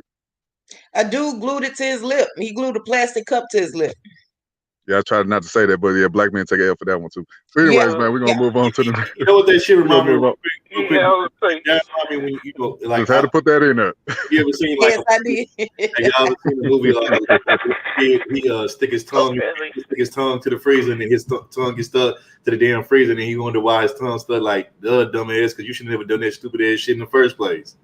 Right, all attention, man. It's all attention. But hey, real quick for the next topic, I want to speak on that whole Russell Wilson and Ciara. and Sierra's situation. Hey, real quick though, before Chaos, mute up, bro. Mute up. I just want to get this one thing out of the way before you move on to the next topic. All right, go ahead, man. Go ahead. Go right ahead and we moving on. Go ahead. Black women are not stupid. Let's keep this in mind. They know what they're doing. Let's be clear on that. Anybody that's of that age doing something like that, they know what they're doing. They want the end goal and intention to hopefully to get attention, which will equal money. That's all. Next subject. Oh yeah, she definitely got paid. You're right. She definitely did get paid. But yeah, so the next topic is the whole Russell Wilson. You know, they had a GQ interview, not interview, but they did like a couples quiz, whatever. So I want y'all to hear what he said because I think everybody kind of seen it, but I want for the people that didn't see it, where he says what he fears the most. So I want y'all to check it out. And also, Future responded to Russell Wilson. So I want y'all to hear these clips real quick. Three-man game in this bitch. I pitched on you, you kissed her, you fell in love with her. I think I missed her. You took her on a trip. I tried to pimp her. I'm cool with her mama and her little sister. If that's your house, that's my house too. If that's your house, that's my house too. If that's your house, that's my house too. If that's your house, that's my house too. She's 6. She fine. She said she love you. I know she lying.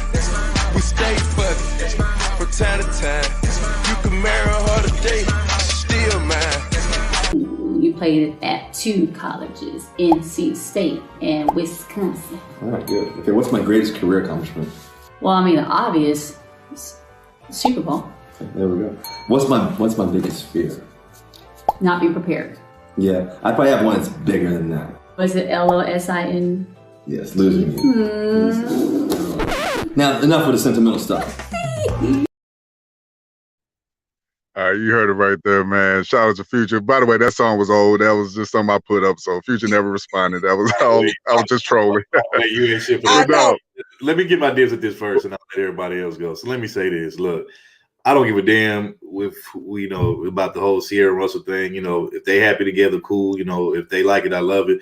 My whole thing is this though. Like, as a man, why would you publicly admit that you're afraid of losing your wife or your, like, to me, that's something I don't think you should put out there in the atmosphere in the world for everybody to know. You know what I'm saying? Because, number one, people are going to use that against you. They're going to troll you, especially if it comes to fruition and it actually does happen. Like, don't put that out there. That's something that, if you want to talk about that with your, partner, your wife, your woman, behind closed doors, off camera, okay, that's one thing. But to be putting that like on camera for the whole world to know, like, that's something I felt like he should have kept to himself. He shouldn't have put that out there like that. That's nobody else's business but him and her business. You know what I'm saying? And then, two, my whole thing is this, like I said, at the end of the day, look, man, my thing is, why would he be afraid of losing her if, everything is straight between them? And if they, both put in work to be with each other and, that she's invested in him and he's invested in her, like, why would he fit it? Not to say that, things can't go wrong or shit can't happen, shit can't change. But it's like,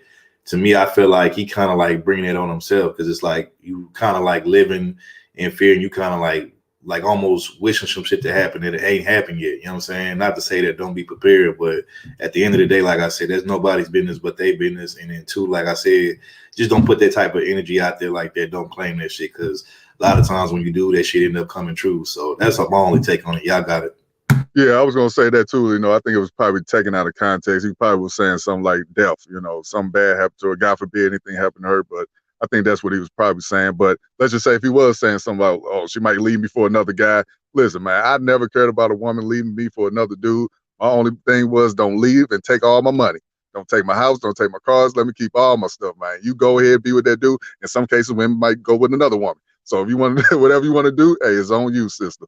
But, like I said, I think it was just taken out of context. But, if people call him Russell Wilson a simple, being with Sierra, somewhat I kind of agree, because, Future is a dog-ass dude. Y'all heard the song.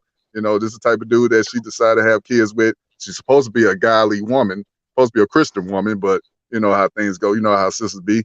Once they in the mood for some, some D. So it is what it is, but y'all got it.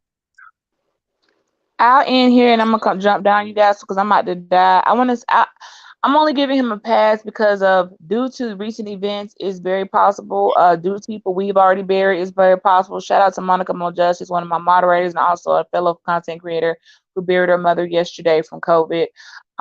There's been so many close to home. She's a great content creator. And I'm just looking at her like, how are you?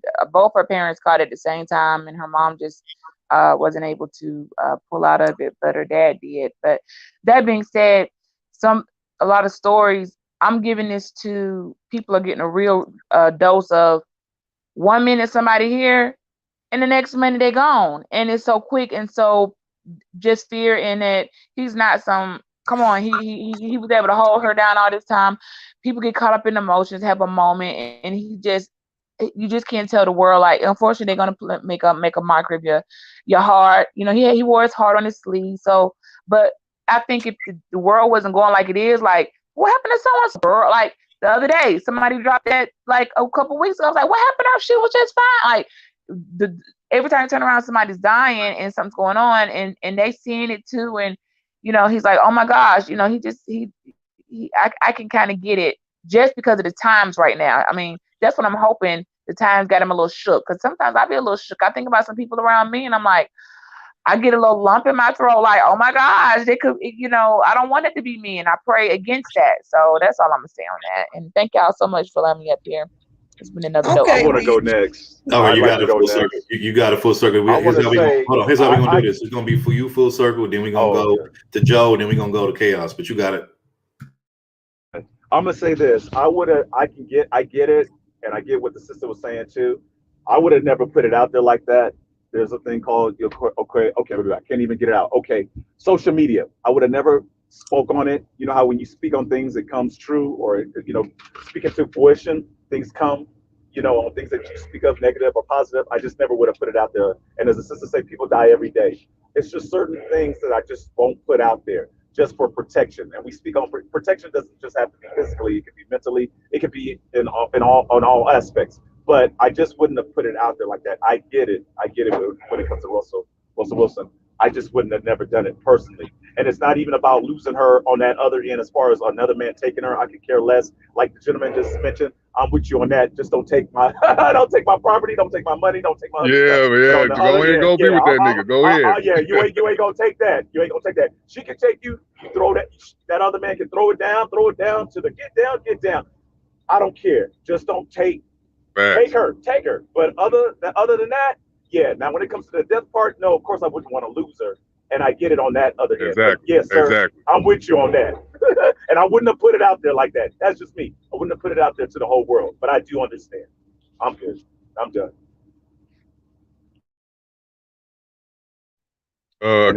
Joe W, my bad. Joe W, you got it. Oh, okay. I mean, from what I'm hearing about this whole entire thing, I would have to agree with what Beach was saying. You know, people are here today, going tomorrow. If he's thinking about that kind of thing, you have to be careful what you put out into the atmosphere, what you put out there to the world. The words that you speak, can come to fruition. But if you're worried about another dude coming through, then you got a confidence problem. You got a confidence issue, and that ain't gonna work. That's some and I hate the word. That's some simp shit there. If you got a confidence issue, I mean, if I'm worried about my wife leaving me, take your ass and go on. That's it. But, just don't take my money though. You're not being funny. That's how it would be.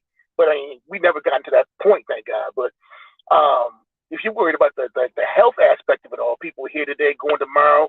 People are dying from this COVID thing. People are dying from all kinds of other nonsense. Then, brother, like I said, just be careful what you put out there, what you put out to the atmosphere, what you put out there to just in general. It it could come back to bite you. That's pretty much it. Yes, sir. Yes, sir. And I gotta say this too. Like, if you're gonna date a single mother, make sure you you are secure with yourself, because the baby daddy gonna be around. Right. So don't be all in your feelings with that jealousy. But you got a Chaos, Rain. Right.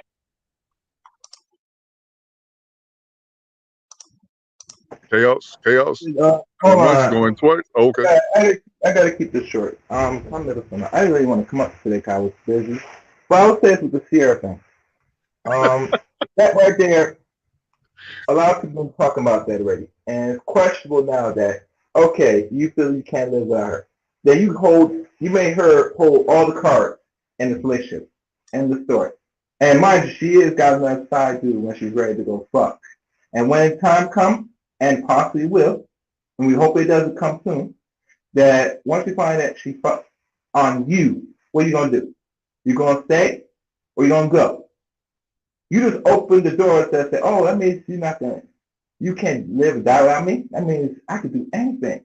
That's the message you sent to her and all that women that feels they can get a second chance that said, I got one big guy wedlock.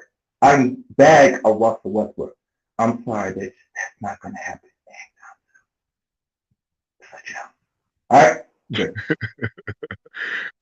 T, you got it, T. Well, first of all, I think y'all reading too much into it. You know, people say stuff all of the time that's just like, it's just a sweet thing to say. I don't think he's going to like jump off a building or anything if she leaves. I think that was just like a romantic thing to say. I don't think he actually is like, my life is going to stop. I'm going to be so fearful. And guess what? People face fears all of the time. So if that is a fear of his, right? If he's honest and he's being open with the public and it happens, I mean, he's going to be fearful, he's going to face it, and then he's going to move on in life. So I don't understand why everybody act like that was just the worst thing he could have ever said in an interview. It was a cute thing to say. I don't know why men are taking it this seriously. Oh, we take it serious because we like, you know, he might be a little upset. Some people think he might be upset. He might do something, might hurt himself, you know, because he said he fears her leave. I don't get that. I don't get Russell Wilson as being an obsessed type person. You know, like he's had a whole life. He's already let go of one chick already, and he had a whole marriage to her as well. So like he's capable. He's gonna be Lopez, fine. if you would have seen Darren Sharper, he was a former football player for the Packers. If you would have seen him, you would have been like, he looks good and all this probably, and you would have liked him. But come to find out, he was raping women. So you never know. You can't judge a book by its cover. Oh, and Lord, even on that, even on that note, do a comparison of Sierra and any other woman that Russell Simmons. I'm sorry, my bad. Simpson. Russell Simpson. Let me stop. He done left the country. He in hiding. But no, Russell Wilson. Do a comparison, right? He in a whole different universe, planet. Do a comparison to Sierra and all his other exes. I'm not saying that he's never had a woman like Sierra, but I'm sure he's in love with her. But has he ever had a woman like Sierra? And I'm not going on the simp caping thing, but he probably has never had a woman like her. Shout out to Sierra, whatever she's doing with her bad self. But just saying, and there's men out there. They will not saying that men do commit suicide, but there's some men that will lose their mind over someone like Sierra. She's not a bad looking woman, very attractive. Y'all don't think he have nobody in his life that would pull him aside and make sure he's straight? He ain't listening. You probably ain't gonna listen. So I know a lot of dudes that's with somebody that, I'll be like, man, you sure you want to be with this chick? They don't care. Yep. Even if it's helpful being a good friend, or even helpful just to throw something in there to be like, I ain't trying to cause problems. I just thought I'd say, and then you stay out of it. Because every man is going to make their own decisions. That's right. That's right. They're going to make their own decisions. Usually they do. That real man is like, I hear you. I know you love me. You got my best interest at heart. But in the end, I'm going to make my own decision. I've got them too, sir. I got the same that I could come to and talk to. Hey, I'm sure sisters were trying to tell Sierra. I know sisters were trying to tell Sierra, why you with Future? Leave Future alone. He ain't no good. She wasn't listening. She did what you want to do. So, hey, you're going to go through life. You're going to learn through your mistakes. That's all I can say. But anyways, man, we're going to move on because we got one more. Then we're going to end the show with the comments of the week. So, Lady T, if you could pull up those comments. All right. So, 1 second here. Okay. So, it was tough. It was tough this week. There was a whole lot going on in the chat, but we had to narrow it down to just these 3 lucky individuals. So, first place winner, please put your cash tag in the comments below, or if you're in the chat, type them, right? Here we go. Second runner up, third place was, wait, who is this? Give me 1 second. Let me take this banner off.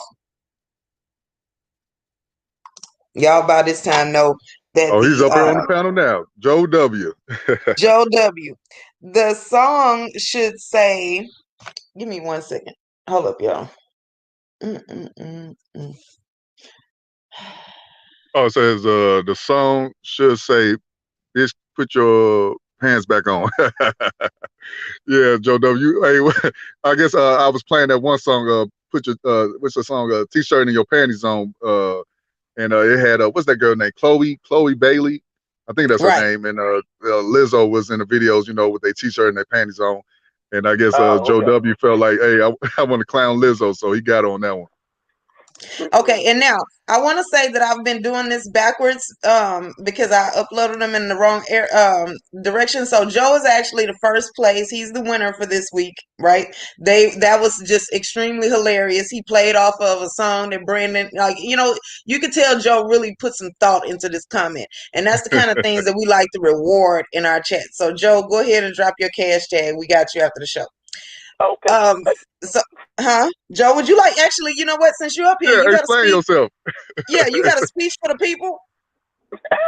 No, actually, I'm trying to think of what context I said it in, but you're saying it was because of a You song. remember the video? It was that video where her, she was twerking in at the Lakers game. Okay. Yeah. All right.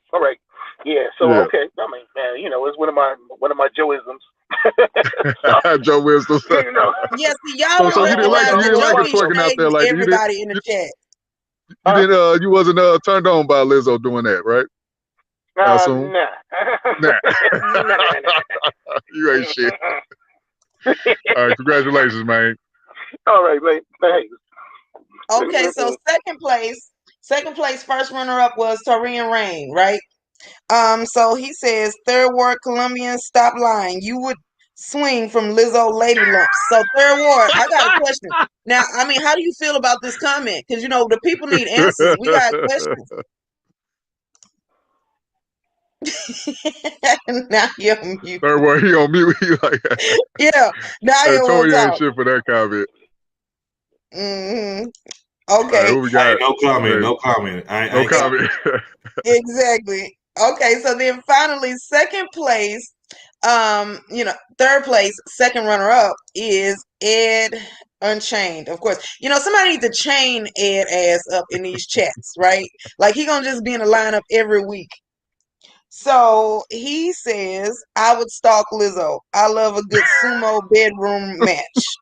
You know why? Why is Ed's Ed got like a sick his ass comments mind. about his bedroom behavior? He do the most all of the time. Yeah, be doing the most all the time. Shout out Laro. Shout out Laro, man. Those are the comments of the week, man. Shout out to Joe. And go ahead, did you put your cash? Oh, I see it now. Yeah, he put it in there. All right, bet, man. I had to think about what it was. Right. See, Hey, yeah, so, y'all put all of this wittiness in the chat and y'all just leave it there. But we like to bring it back up because we want y'all to know we care. Okay, yeah, we like our chat. We want appreciate y'all to everybody interact. coming through, man. We appreciate everybody coming through, man, supporting the channel. Right, exactly. Yep. We're gonna go ahead and do closing thoughts, man. You got a full circle since you was the first man up. Oh, I just want to say thank you. I'm getting some vitamins as we speak, so that's a good thing. I think we all should be on top of our vitamins and our health. Yes, sir. So I just want to say thank you all. Thank you all. I haven't been on your panel before, and it was a pleasure, and I appreciate it. Hopefully, for all the content out there, all the content creators, keep doing your thing, and hopefully you'll see me again in the future coming on. Please return, brother. Please adding on return, to your man. program. Yeah, adding on to the show. But I want to appreciate you all for having me. That's it. Yes, sir. Thank you. Got a joke? Mm-hmm. No, thanks again for having me up. And like I said, like we talked about earlier, basically get yourself prepared so that if another Texas type of thing does happen, wherever you live at, you won't be like, oh no, I ain't got no water, I don't have any food, what am I gonna do? You're not, so you don't have to worry about any of that stuff. You'll just be prepared, you'll be ready to roll, you're not gonna be freezing half to death, hungry, and actually water with a lack of water. Because as you see, this game is not going to change at all. It's going to actually get probably worse. And if we're not prepared for it, we'll be left out. Get your little piece of land if you can. Matter of fact, you probably can't see it now, but this is like basically I live 10 acres. Oh, snap. I got donkeys, horses, pheasants, turkeys, chickens. I mean, Farmer so Joe. I'm much, gonna call you Farmer Joe. Farmer Joe. That's pretty much, like I said, because my wife's the ag teacher at the high school, son's at Auburn for agriculture, and basically we try to make it happen. It doesn't take a lot. It doesn't cost a lot. I mean, like I said, this is only 10 acres, a little bit that you see. It goes all the way up the hill, but get yourself prepared because they got some shit in the game that a lot of us are not gonna be ready for. That's right.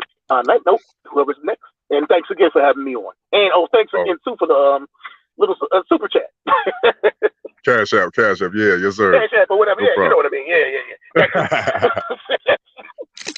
Hey, I appreciate it. Hey, man. Hey, I want to give a shout out to everybody coming through, supporting the channel. And I just made some comments earlier about Khadijah, though. I was just playing. You know, I'm a troll. I be trolling. That girl's a good girl. She ain't out there in the streets like that. She know I'm just joking. But you got the third. Or T. You better get that together, Brandon. I better get that together. Nah, another great show. Again, we usually stay on longer than this, but we have a engagement with Teapot later on tonight. Like I said, y'all come over to the Prophet of Thought series with Brother X at 8:00 p.m. Eastern Standard Time. Again, that's 8:00 p.m. Eastern Standard Time over at the Prophet of Thought series with Brother X. We'll be over there.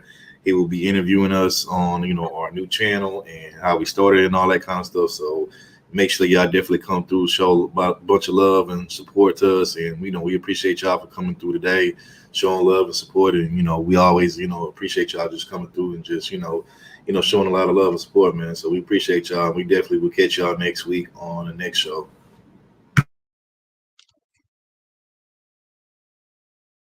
You got it, T. Okay, well, I just want to say that this was fun. We just did like the variety show for today. We are gonna hold all our big topics for next week, where we can, give y'all a full actual show. So we just wanted to come in. We missed y'all last week, right? And I wanted to let y'all know I survived, right? And we just hope to see y'all next week. We got some more stuff planned, so it won't be like this every week. And Brandon just put in the chat the Teapot, the link to the Teapot show later. So hopefully y'all come over there. Y'all can see us. You can ask more questions, get to know us more, and then we'll be back on track next week. Yeah, come on through. Pull up on us. Oh, one thing. Real quick, Topaz. When did you want to do that? The money thing. Oh yeah, the finance. Yeah. When y'all gonna do that, T? Yeah.